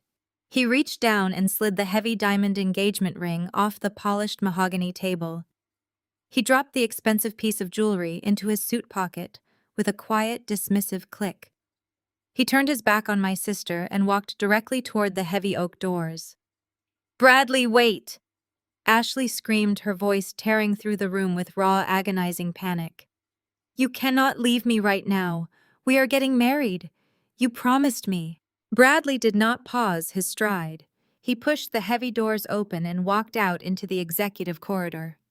The thick doors swung shut behind him, sealing his permanent exit. He was gone forever. Ashley sat completely frozen. The absolute magnitude of her destruction crashed down upon her in a devastating tidal wave. In less than half an hour, she had lost her $20 million payout. She had lost her medical license. Her own father had offered to testify against her to federal prosecutors. Her mother had remained entirely silent while she was thrown to the wolves. And the man she was supposed to marry had silently reclaimed his ring and walked out of her life without looking back. A terrifying, unnatural silence descended over the executive boardroom. The hospital board members watched my sister with a mixture of profound disgust and wary caution. Ashley stared blankly at the empty space on the table where her engagement ring had rested. Her breathing became rapid and shallow. Her chest heaved violently as her mind fractured under the crushing weight of total, absolute ruin. Something inside her completely snapped. The polished, arrogant facade of the golden child shattered into 1,000 jagged pieces.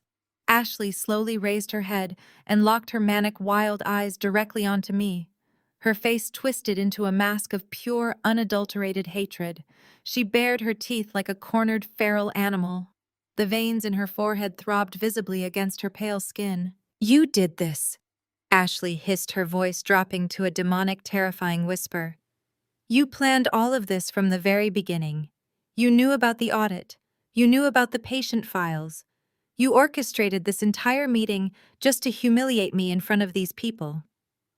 I sat perfectly still, my hands folded neatly on top of my leather binder. I orchestrated nothing, Ashley, I replied calmly. You forged documents. You butchered patients. I simply read the files you handed to me. You set me up! Ashley shrieked, launching herself up from the heavy leather chair. Her voice escalated into a deafening, hysterical scream. You stole my life. You stole my fiancé. You are a jealous, pathetic loser, and I am going to kill you. Ashley lunged completely across the massive mahogany table. She ignored the shocked shouts of the corporate attorneys. She kicked a stack of legal documents out of her way, scattering bright white papers into the air like violent confetti. Her eyes were completely unhinged. She reached out and grabbed a heavy crystal water pitcher resting in the center of the table. Marcus Vance yelled a sharp, loud warning. Richard and Barbara screamed in absolute terror, but neither of them moved a single muscle to stop her. Ashley hurled herself toward the head of the table, swinging the heavy, solid crystal pitcher directly at my head with lethal, murderous intent. I did not panic. I did not scream. I pushed my chair backward, sliding smoothly away from the edge of the table. The heavy crystal pitcher missed my face by mere inches. Ashley lost her balance entirely. The violent momentum of her swing pulled her forward, and she crashed heavily onto the polished wood surface of the table. The heavy crystal pitcher slipped from her manicured fingers and slammed violently into the hardwood floor, shattering into hundreds of sharp, dangerous fragments. Water splashed aggressively across the room, soaking the pristine leather chairs and the expensive suits of the retreating board members. Ashley scrambled wildly on top of the table, clawing at the wood, trying desperately to reach me. I am going to destroy you, Monica, she screamed, spitting furiously as she thrashed against the scattered legal files. I am the golden child. You are nothing. The boardroom doors burst open with explosive force. 4 large, heavily armed hospital security guards rushed into the room. They moved with swift, tactical precision. 2 guards grabbed Ashley by the shoulders while the third secured her flailing legs. They dragged her roughly off the mahogany table and slammed her down onto the wet, crystal-covered floor. Ashley fought them with feral, hysterical strength. She kicked and scratched, screaming incoherent threats and vicious curses. The guards expertly pinned her arms behind her back, securing her wrists with heavy plastic restraint ties. Her pristine white medical coat was completely soaked in spilled water and stained with dirt from the floor. She looked absolutely deranged. Richard and Barbara stood pressed tightly against the glass wall, watching the violent, chaotic scene in pure, paralyzed horror.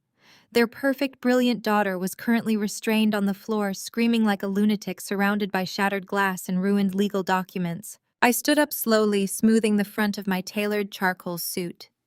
I looked down at Ashley as she thrashed against the firm grip of the security guards. Her face was pressed hard against the floor, her makeup completely ruined by her tears and the spilled water. The total destruction of the Wilson family was finally complete. The poison they had injected into my life for 3 decades had finally consumed them entirely. I turned away from my sister and looked directly at Marcus Vance. Send the files to the federal authorities, Marcus. I said, my voice perfectly steady in the chaotic room. We are officially done here. The 4 heavy hospital security guards had barely secured their plastic restraints before Ashley violently wrenched her left arm free. Driven by a surge of pure feral adrenaline, she launched her body across the remaining distance between us for one final desperate attack. She did not aim for the scattered documents or the ruined mahogany table. She aimed her manicured claws directly at my throat. I did not flinch. I did not raise my hands to protect my face. I simply took one fluid, deliberate step to my right. Ashley flew past me entirely. Her forward momentum carried her straight past the head of the table and directly into the towering silver executive refreshment cart stationed against the back wall. The impact was deafening. She collided chest first with the heavy metal tier, sending a massive sterling silver tray of ice water launching into the air. The heavy pitcher and 24 crystal glasses shattered against the marble floor. Gallons of freezing water cascaded directly over her head and shoulders. She collapsed onto the slippery floor in a pathetic heap. The freezing water instantly plastered her incredibly expensive designer white silk suit tightly against her skin. The pristine luxury fabric turned completely translucent and clung to her trembling frame like a wet, discarded tissue. Her perfectly sculpted updo unraveled, dropping heavy, wet strands of hair across her face. The mascara and heavy eyeliner she had meticulously applied that morning ran down her cheeks in thick, dark streams. She looked absolutely grotesque. She looked exactly like the fraudulent, desperate imposter she truly was. The guards hoisted her to her feet. The homicidal rage in her eyes had been instantly replaced by the crushing, suffocating reality of her profound public humiliation. The hospital executives watched her with expressions of absolute, unadulterated disgust. I turned my back on my shivering sister and focused my attention entirely on my father. Richard was completely backed into the corner of the boardroom. He looked like a man who had just been convicted of a capital crime. His breathing was rapid and shallow. He was desperately searching the faces of the corporate attorneys for any possible legal loophole. "You hacked our clinic servers!" Richard shouted, his voice cracking with sheer panic. "That is inadmissible evidence, Monica. We will sue you for corporate espionage." I picked up my digital voice recorder. "I did not hack anything, Richard," I replied. "When you aggressively pushed for this buyout, you blindly signed a comprehensive financial discovery waiver. You legally invited my auditors to examine every digital asset, including your communication logs and internal voicemail backups." Richard swallowed hard. His Adam's apple bobbed nervously against his tight collar. "You see, Dad?" I continued, holding the small silver recorder up for the entire room to see. When people are hiding massive multi-million-dollar secrets, they tend to get very careless with their digital communications. They leave voice messages for their private accountants discussing their crimes. They complain about their fraudulent financial maneuvers on unsecured clinic phone lines. They literally record their own confessions because they believe their massive unearned wealth makes them completely untouchable. I pressed play. The crisp, clear audio recording filled the large space with perfect fidelity. It was a recorded phone call from exactly 10 years ago. The voices belonged to Richard and his former private wealth manager. The audio played loudly. I do not care about the legal risks, the recorded voice of my father barked, echoing through the boardroom. "Just execute the transfer immediately. I have Ashley's medical school tuition due by the end of the week, and she needs the capital for her new luxury condominium. Just sign Monica's name on the primary release forms. I have her signature perfectly copied. No one is ever going to audit a family trust fund disbursement. Just forge the documents and wire the money directly into Ashley's primary account." The recording clicked off, leaving a deafening heavy silence in its wake. I set the digital recorder back down on the polished mahogany table. I looked directly into my father's wide, terrified eyes. "You did not just buy her medical degree with the trust fund Granddad left for both of us." I stated, my words cutting through the freezing air like a sharpened blade.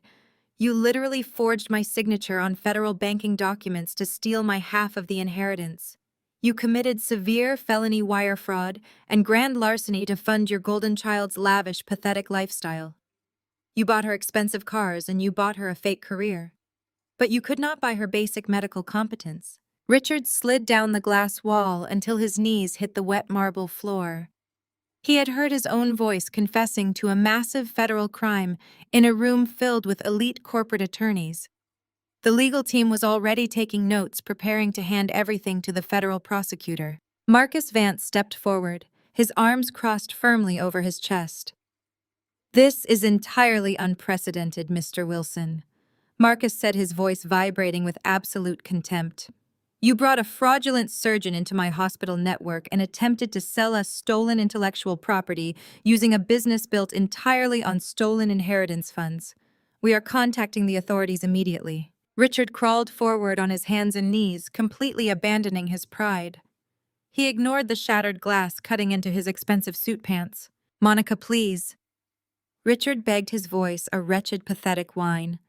Please do not do this. They will put me in federal prison. They will take the house. They will take everything. I will give you the clinic. I will give you the entire Wilson Wellness Center for free. Just take the business and let us walk away quietly. You can bury the audio recording. You can hide the patient outcome reports. We are your family. I looked down at the pathetic, groveling man who had tormented me for my entire existence. I felt absolutely nothing. I do not want your failing, fraudulent medical practice, Richard, I replied, my voice cold and hard. Your business is a toxic liability filled with $12 million of high-interest commercial debt and massive pending malpractice lawsuits. I am not absorbing your criminal mistakes. I held out a single sheet of paper. This is my final offer, I announced. I am going to execute a hostile real estate acquisition. I will buy the brick-and-mortar building and land for exactly 10 cents on the dollar. I am not assuming a single penny of your commercial debt. I am buying the empty shell to bulldoze it and build a legitimate research facility. Richard stared at me, his mouth opening and closing in silent horror. 10 cents on the dollar would not even cover a fraction of his massive outstanding loans. It would leave him completely bankrupt and utterly destitute. And this real estate buyout does not buy your freedom. I continued driving the final nail into his coffin. I am forwarding the entire clinical dossier, including the blind patient outcome reports and the evidence of your intellectual property theft, directly to the state medical board today.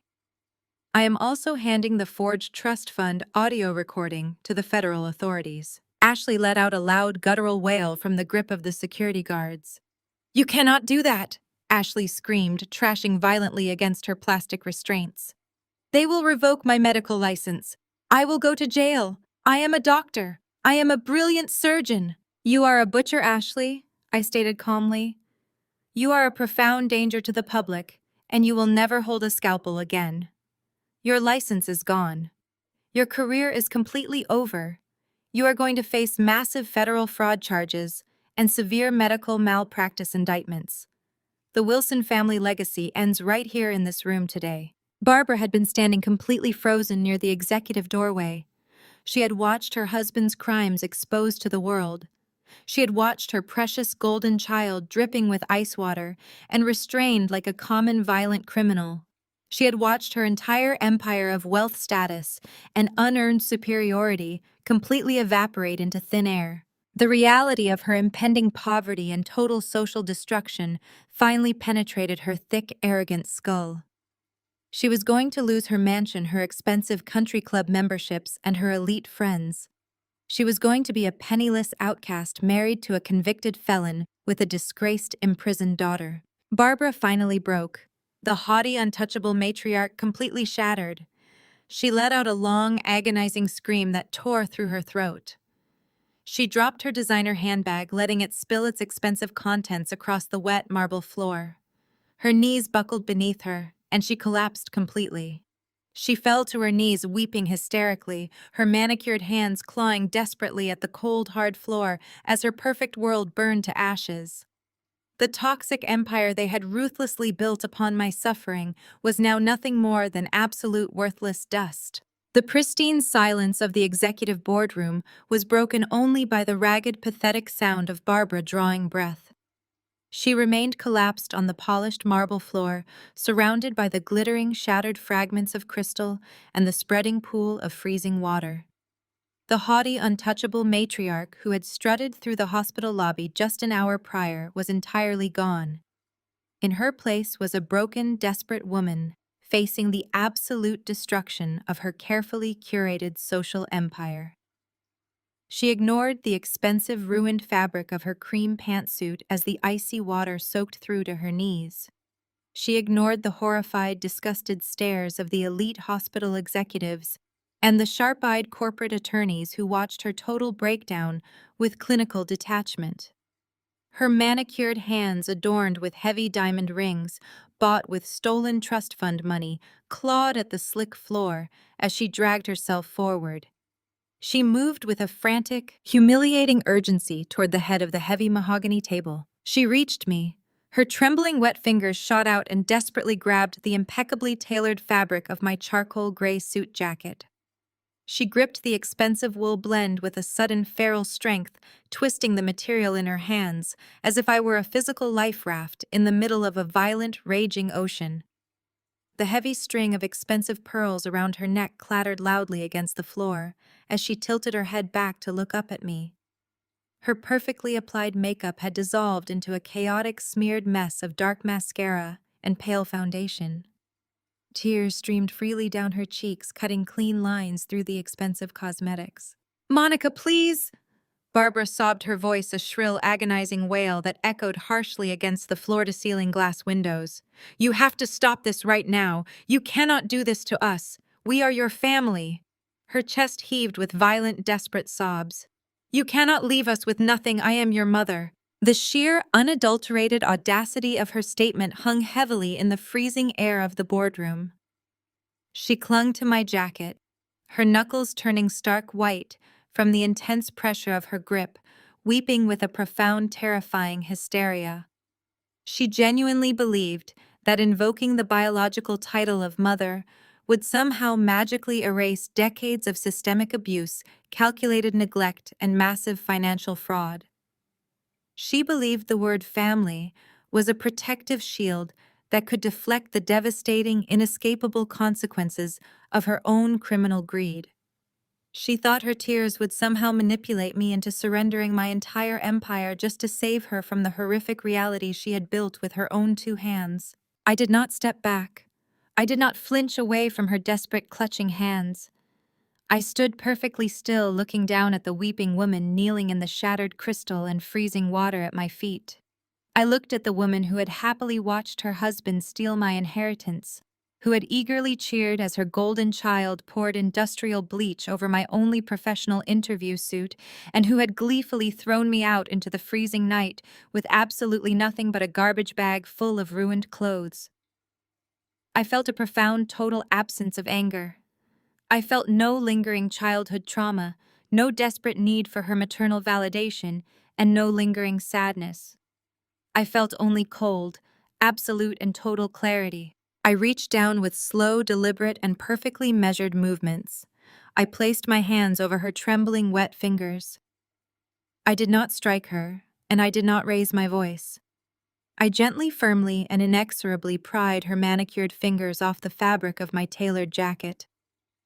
I bent her hands back, forcing her to release her desperate grip, and let her arms drop uselessly to her sides. I looked directly into her terrified, wide, mascara-stained eyes. The temperature in the executive boardroom seemed to plummet another 10 degrees. "You weren't my mother when you stood in the hallway and smiled while you let Ashley ruin my only chance at a surgical interview." I stated, my voice echoing with a calm, surgical precision that sliced through her hysterical sobbing. "You were not acting as a mother when you watched her destroy my property, and you certainly were not a mother when you threw me out of the house to protect her fragile, unearned ego." I took a single deliberate step back, severing our physical connection entirely. Barbara remained kneeling, her empty hands resting in the pool of water, staring up at me with profound, paralyzing dread. "You were never a mother to me, Barbara." I continued, addressing her by her first name, officially stripping away the unearned maternal title. "You were just her eager, willing enabler. You actively facilitated her delusions, you funded her incompetence, and you gleefully participated in the theft of my future to guarantee her comfort." I smoothed the slightly wrinkled fabric of my jacket, restoring my flawless professional armor. "You made your massive financial investment 10 years ago when you chose to back a fraudulent, incompetent golden child using stolen money. Today is not a tragedy. Today is not a cruel, vindictive punishment. Today is just the market correcting itself." Barbara's mouth opened and closed in silent, suffocating horror. The brutal, clinical logic of my statement completely paralyzed her. She had no defense, no argument, and no manipulative counterattack left to deploy. The harsh, blinding light of accountability had finally illuminated the dark, toxic rot of the Wilson family legacy, and she could not escape the glare. She was completely finished. I turned my back on the kneeling, weeping woman and shifted my attention back to the head of the heavy mahogany table. Marcus Vance, the chief executive officer of the hospital network, stood waiting in respectful silence. He slid a thick, leather-bound portfolio across the polished wood surface. The portfolio contained the final, heavily revised commercial real estate acquisition documents. The terms were brutally clear and utterly non-negotiable. I was purchasing the physical brick-and-mortar building of the Wilson Wellness Center for precisely 10 cents on the dollar, completely stripping the property from their control without assuming a single penny of their massive $12 million commercial debt or their toxic looming malpractice liabilities. I reached into the inner pocket of my charcoal suit jacket and withdrew a heavy, polished silver fountain pen. I clicked the cap open. The sharp metallic sound rang out clearly in the silent, tense room. I leaned over the table and signed my legal name on the solid black line at the bottom of the final contract page. The dark ink flowed smoothly onto the thick, expensive parchment, permanently transferring the prime real estate into my corporate portfolio and officially rendering Richard and Barbara entirely homeless and utterly bankrupt. I placed the silver pen down on the wood and closed the leather portfolio with a definitive echoing thud. I looked across the room toward the 4 heavily armed hospital security guards who were still firmly restraining Ashley on the floor. I gave them a single sharp, authoritative nod. The guards moved with immediate synchronized military precision. 2 of them hauled Ashley to her feet, ignoring her renewed frantic screaming as they dragged her toward the heavy oak double doors. The other 2 guards stepped quickly behind Richard and Barbara, seizing them firmly by the arms and hauling them upward. Richard struggled wildly, his face contorting with a sudden, vicious surge of aggressive, desperate fury. He kicked out at the guards, trying frantically to twist his body away from their unyielding, powerful grip. "You cannot do this to me!" Richard bellowed, his voice cracking with panicked rage as the guards forced him toward the exit. "I am a prominent investor. I will tie you up in endless commercial litigation. I will hire the most vicious, aggressive corporate defense attorneys in this entire city, and I will sue you for every single penny you have. Monica, I will destroy you in civil court." As Richard thrashed violently against the firm grip of the security guards, a tall, imposing figure stepped smoothly out from the quiet shadows near the expansive floor-to-ceiling windows. It was my lead corporate counsel, a sharp, unyielding legal shark who had spent the last 3 months meticulously dismantling the Wilson family's fraudulent financial empire. He wore an immaculate, perfectly tailored dark suit and carried a stark white heavy legal envelope in his right hand. He walked calmly, deliberately across the room and stepped directly into Richard's chaotic, struggling path. The lawyer did not smile. He did not introduce himself. He simply reached forward and pressed the heavy white envelope firmly against Richard's sweating, heaving chest, forcing my father to instinctively grab the document before it fell to the floor. "You are not going to be suing anyone, Mr. Wilson," my lawyer stated, his voice ringing with absolute chilling finality. "That is an official expedited subpoena from the United States Department of Justice. You are being formally indicted for massive federal tax evasion, systemic wire fraud, and the grand larceny of a protected trust fund. Federal agents are currently waiting for you beside your vehicle in the parking garage." The heavy white envelope trembled violently in his hands. As my lawyer stepped back, Richard stumbled backward, completely paralyzed by the sudden, devastating reality of federal indictment.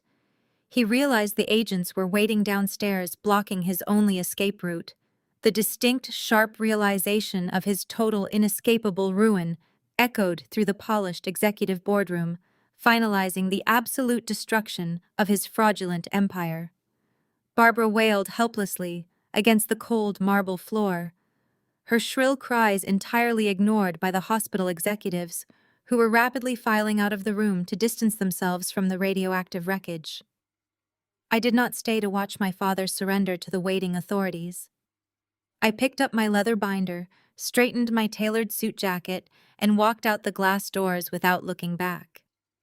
The poisonous chapter of my life involving the Wilson family was permanently sealed. 6 months passed with the rapid, relentless momentum of profound structural change. The heavy, suffocating heat of that disastrous summer confrontation gave way to the crisp, biting winds of a new winter. I had kept every single promise I made in that boardroom. I had purchased the physical brick and mortar building of the Wilson Wellness Center for precisely 10 cents on the dollar. The day the title officially transferred to my corporate holdings, I ordered a complete and total demolition of the interior. I wanted every trace of Ashley and her horrific medical malpractice eradicated from the premises. The old, gaudy chandeliers, the cheap faux marble flooring, and the ostentatious reception desk, designed to intimidate vulnerable patients, were ripped out and thrown directly into industrial dumpsters. In their place, I built something entirely different. I poured millions of dollars into the massive renovation. Every single cent of the construction costs was funded directly by the exploding royalty payouts from my authentic surgical patents. The technology Richard had desperately tried to steal had revolutionized cardiothoracic procedures worldwide, generating a massive continuous stream of clean, legitimate revenue. I took that wealth and created the Boston Horizon Community Health Center. The new facility was a state-of-the-art medical sanctuary specifically designed for underprivileged families who had been systematically ignored by the elite healthcare networks. The expansive waiting room now featured bright, natural light, warm wooden accents, and comfortable seating. We installed the most advanced diagnostic imaging machines available, replacing her outdated, dangerous surgical suites with pristine, modernized pediatric and general practice exam rooms. We did not accept private high-tier insurance. We operated entirely on a subsidized community grant model and my personal patent royalties. It was the ultimate poetic justice. The exact physical location where my family had maliciously plotted to steal my future and butcher innocent people for profit was now saving lives for absolutely free. While my new clinic flourished, the natural consequences of their staggering greed consumed them with absolute brutal efficiency. The state medical board did not simply revoke the medical license. They permanently banned her from practicing any form of healthcare in the entire country. The federal fraud investigation triggered by the audit files I provided exposed the sheer terrifying scale of her malpractice. She avoided federal prison only by agreeing to heavily testify against the corrupt clinic administrators who had facilitated her surgical cover-ups. But avoiding prison did not save her from total financial annihilation. The massive civil lawsuits filed by her former mutilated patients completely drained her hidden offshore accounts.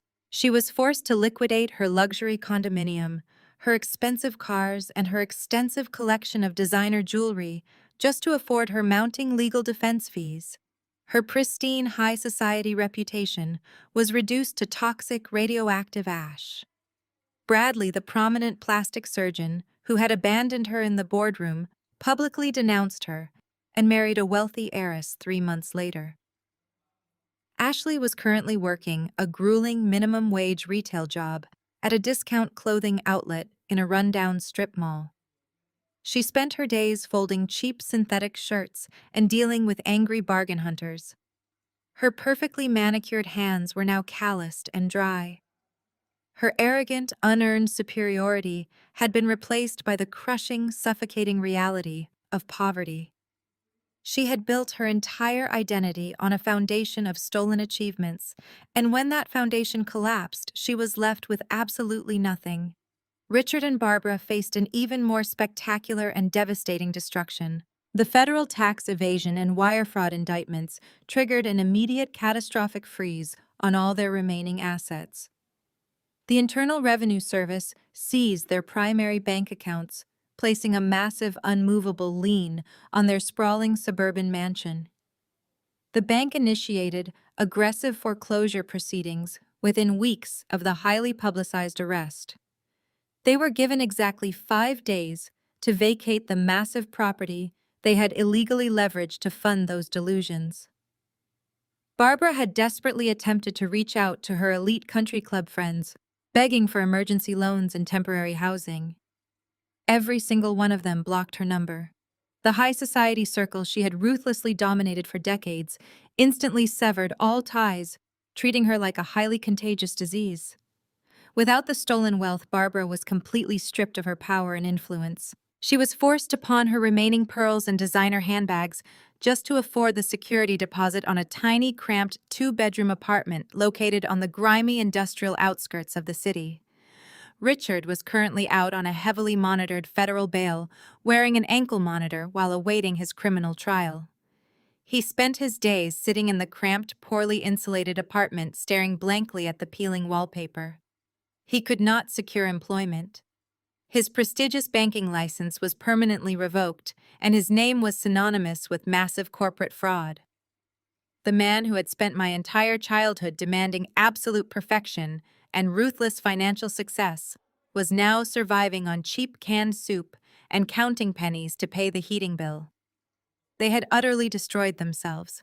I did not have to lift a single finger to punish them.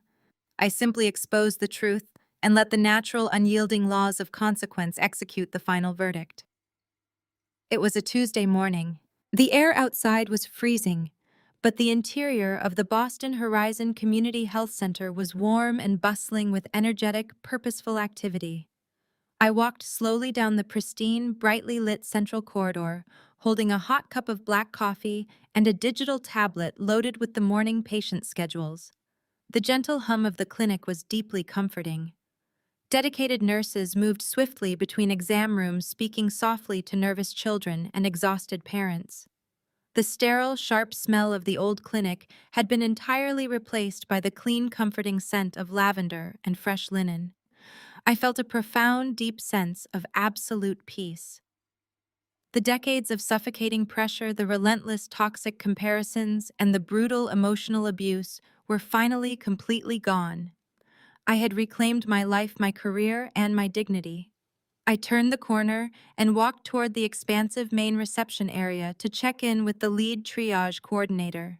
The waiting room was particularly crowded today, filled with local families seeking routine vaccinations and free pediatric consultations. As I approached the curved mahogany reception desk, I glanced at the line of new patients filling out digital intake forms. The automated glass doors slid open, admitting a blast of freezing winter air and another patient seeking assistance. I looked up from my digital tablet, ready to offer a polite, welcoming smile. My breath caught sharply in my throat. I stopped walking entirely, my sensible leather heels freezing against the polished floor. Standing at the front of the intake line, gripping the edge of the reception desk with trembling, weathered hands, was a familiar, aged face. The expensive tailored suits and the haughty, arrogant posture were completely gone. The figure wore a faded, oversized winter coat and a cheap knitted scarf. The eyes that looked up and locked onto mine were filled with a desperate, exhausted humiliation. It was Richard. My father stood in the lobby of the free clinic I had built from the ashes of his ruined empire. He looked small and frail, shivering in the warm air of the reception area. The ankle monitor bulged visibly beneath the hem of his worn trousers. He did not speak immediately. He just stared at me across the pristine lobby. The silence between us stretched out, pulling the heavy weight of our destroyed history into the present moment. Barbara stepped up directly beside him, pulling her thin coat tighter around her shivering shoulders. She looked utterly defeated, her graying hair unkempt and her face lined with deep, permanent exhaustion. She clutched a crumpled paper health voucher in her right hand, her eyes cast downward in complete, total shame. They had absolutely nowhere else to go. The private hospitals had rejected their completely non-existent insurance, and the federal freeze had drained their accounts. They were forced to seek free medical care at the exact facility they had previously owned. It was the absolute, final, devastating, perfect, natural, poetic consequence. Barbara's hands were shaking violently as she gripped the cold edge of the polished mahogany reception desk. I stood absolutely still, studying the woman who had once confidently commanded high society ballrooms with terrifying iron-fisted authority. The physical transformation was completely staggering. She was wearing a faded, deeply unfashionable navy blue wool coat that looked like it had been purchased from a discount clearance rack at least a decade ago. The heavy, luxurious silk scarves and the blinding diamond tennis bracelets she used to arrogantly flaunt were entirely gone, replaced by frayed pulling threads and bare age-spotted wrists. Her perfectly maintained blonde hair had grown out into a harsh, stark gray, pulled back into a messy, uneven knot at the nape of her neck.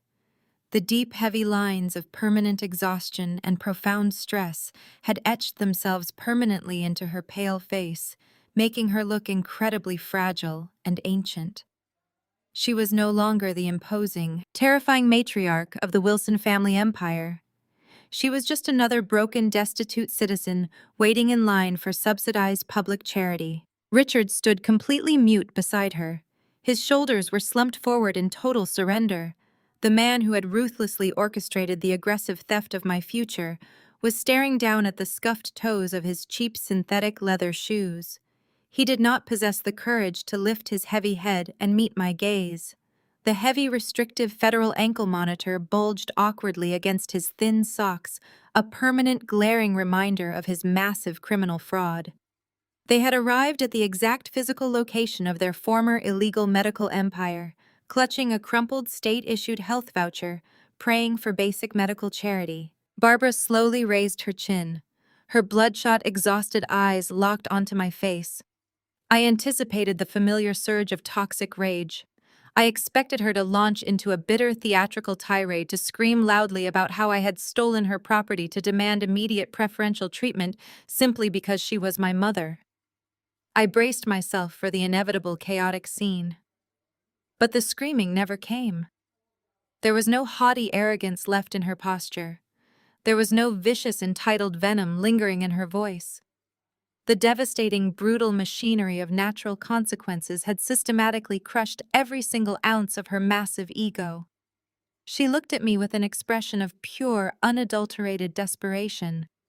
She was entirely broken. "Monica," Barbara whispered, her voice a dry, raspy scrape that barely carried over the bustling, energetic noise of the busy community clinic.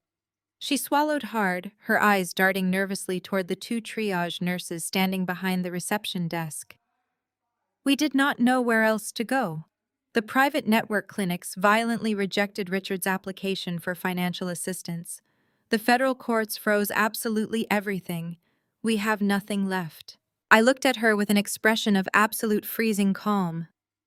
I did not feel a single tremor of sympathy, nor did I feel the dark, intoxicating thrill of vindictive revenge. I simply felt an overwhelming, profound sense of quiet closure. I was looking at two strangers who had completely destroyed themselves through their own monumental, unforgivable greed. "You are standing in a free public health facility, Barbara." I stated, my voice perfectly level and entirely devoid of any emotional warmth. I deliberately used her first name, officially maintaining the permanent, unyielding boundary I had drawn 6 months ago. "The intake nurses will process your state voucher. You will wait in the lobby until your designated number is officially called. You will receive the exact same standard of excellent comprehensive medical care as every other citizen in this building. There is no preferential treatment." Richard flinched visibly at my cold professional tone, sinking deeper into his oversized faded coat. But Barbara did not step back. She did not retreat to the waiting room seating area. Instead, she leaned closer to the mahogany counter, her shaking hands pressing flat against the polished wood surface. "We need the medical voucher processed, yes." Barbara stammered, her lower lip trembling uncontrollably as she forced the words out of her throat. "But that is not the only reason I needed to speak with you today. I saw the signs outside. I saw the massive structural expansion. I know you are hiring new staff to manage the exponentially increased patient volume." I raised a single questioning eyebrow, maintaining my absolute icy professionalism. I waited in total silence, forcing her to fully articulate her desperate request without offering her a single inch of emotional assistance. Barbara took a shaky, shallow breath. "I need a job, Monica," she pleaded, the absolute humiliation of the request bringing fresh, hot tears to her exhausted eyes. "We cannot afford the rent on the new apartment. The federal fines are rapidly taking everything Richard earns from his supervised community service. Ashley is drowning in her own legal debts, and she utterly refuses to speak to us. We are entirely destitute. I desperately need an income." She quickly swiped a hand across her wet cheek, trying desperately to salvage a tiny, pathetic fragment of her former pride. I know exactly how a medical facility operates. I spent 30 years carefully managing the social calendar and the administrative hierarchy of our old clinic. I can reliably answer the phones. I can file the complex medical records. I can effectively manage the reception desk. I am highly organized. Just give me a low-level administrative position, please. I am willing to work for minimum wage. You cannot leave us to starve. I stared down at the woman who had gleefully poured industrial bleach onto my only professional suit, just to ensure her fraudulent golden child would succeed. I looked at the woman who had stood completely silent in a glass boardroom, while my father actively plotted to illegally steal my patented surgical technology. She was begging me for a clerical job inside the very building she had illegally leveraged to deliberately hide her daughter's horrific medical malpractice. I did not scream at her. I did not lean over the desk and gloat about my massive, undeniable victory. I did not loudly list her countless devastating crimes or remind her of the decades of psychological torture she had maliciously inflicted upon my life. Screaming would imply that she still possessed the power to negatively affect my emotional state. Gloating would imply that her current miserable existence somehow validated my success. I did not need her validation. I had fully reclaimed my legacy, my sanity, and my absolute freedom. I maintained my flawless, impenetrable corporate armor. I looked at her not as a traumatized daughter facing her former abuser, but as a highly successful chief executive officer, evaluating a completely unqualified applicant. Administrative positions at Boston Horizon Community Health Center require a spotless federal background check. I stated, my voice echoing with crisp clinical detachment. Our front desk coordinators handle highly sensitive patient data, heavily regulated federal grant distributions, and secure pharmaceutical logs. Given your deep, extensive, and highly publicized legal involvement with Richard's federal wire fraud and tax evasion indictments, you do not qualify for any clerical or administrative position within this hospital network. You would be a catastrophic legal liability. Barbara's face crumpled in total despair. She sagged heavily against the mahogany counter, the last tiny ember of her manufactured hope completely extinguished. She knew my assessment was entirely factual. Her name was permanently branded with toxic radioactive scandal. No legitimate corporate entity would ever trust her near a computer terminal or a financial ledger ever again. Please, she whimpered, her voice breaking into a pathetic, ragged sob. There has to be something. Anything. I stood perfectly still for a long, heavy moment, evaluating the broken woman weeping quietly in my pristine lobby. I looked past her, glancing down the immaculate, gleaming hallway of my community clinic. The floors were flawlessly polished, reflecting the bright, warm overhead lighting. The entire facility represented clean, honest, relentless hard work. I reached down behind the reception desk. I deliberately bypassed the stack of thick, detailed administrative employment contracts and pulled out a single thin sheet of standard blue paper. I placed it flat on the mahogany counter and slid it smoothly across the polished wood directly toward Barbara's trembling hands. Barbara stared down at the blue paper through her tear-filled eyes. It was a standard entry-level employment application. She looked at the bold black letters printed clearly at the top of the page. It was an application for the overnight janitorial staff. She looked up at me, her eyes wide with a mixture of profound shock and absolute crushing ego death. The woman who had spent her entire adult life dripping in diamonds, drinking expensive champagne, and commanding elite society galas was staring at an application to aggressively scrub toilets and empty biohazard bins. I met her horrified gaze with eyes like frozen steel. I did not offer a single trace of an apology. We pay $15 an hour, I stated, delivering the final absolute truth with unyielding glacial precision. If you can mop a floor without complaining, you can interview next Tuesday. Do not be late. I did not wait to see if she picked up the blue paper. I did not wait to hear Richard's pathetic, muffled response. I simply turned away from the reception desk, severing my visual connection to their stagnant, suffocating decay. I smoothed the lapels of my tailored charcoal suit jacket, my posture perfectly straight, my shoulders relaxed, and my mind entirely clear. I walked away from them, stepping purposefully into the bright, bustling halls of the hospital I had built with my own two hands. The air smelled of clean linen and fresh antiseptic. The energetic, purposeful sounds of dedicated nurses healing patients and genuine, honest work surrounded me in a warm, protective embrace. I had successfully reclaimed my life and my legacy. I had not won through malicious cruelty or toxic vengeance. I had won by building an undeniable, towering empire of truth and by allowing the toxic, entitled elements of my former family to completely suffocate under the crushing, inescapable weight of their own monumental failures. I stepped forward into my brilliant, limitless future, leaving the ghosts of the Wilson family permanently behind me, in the dust, fully embracing a life defined by total peace, absolute power, and unapologetic success.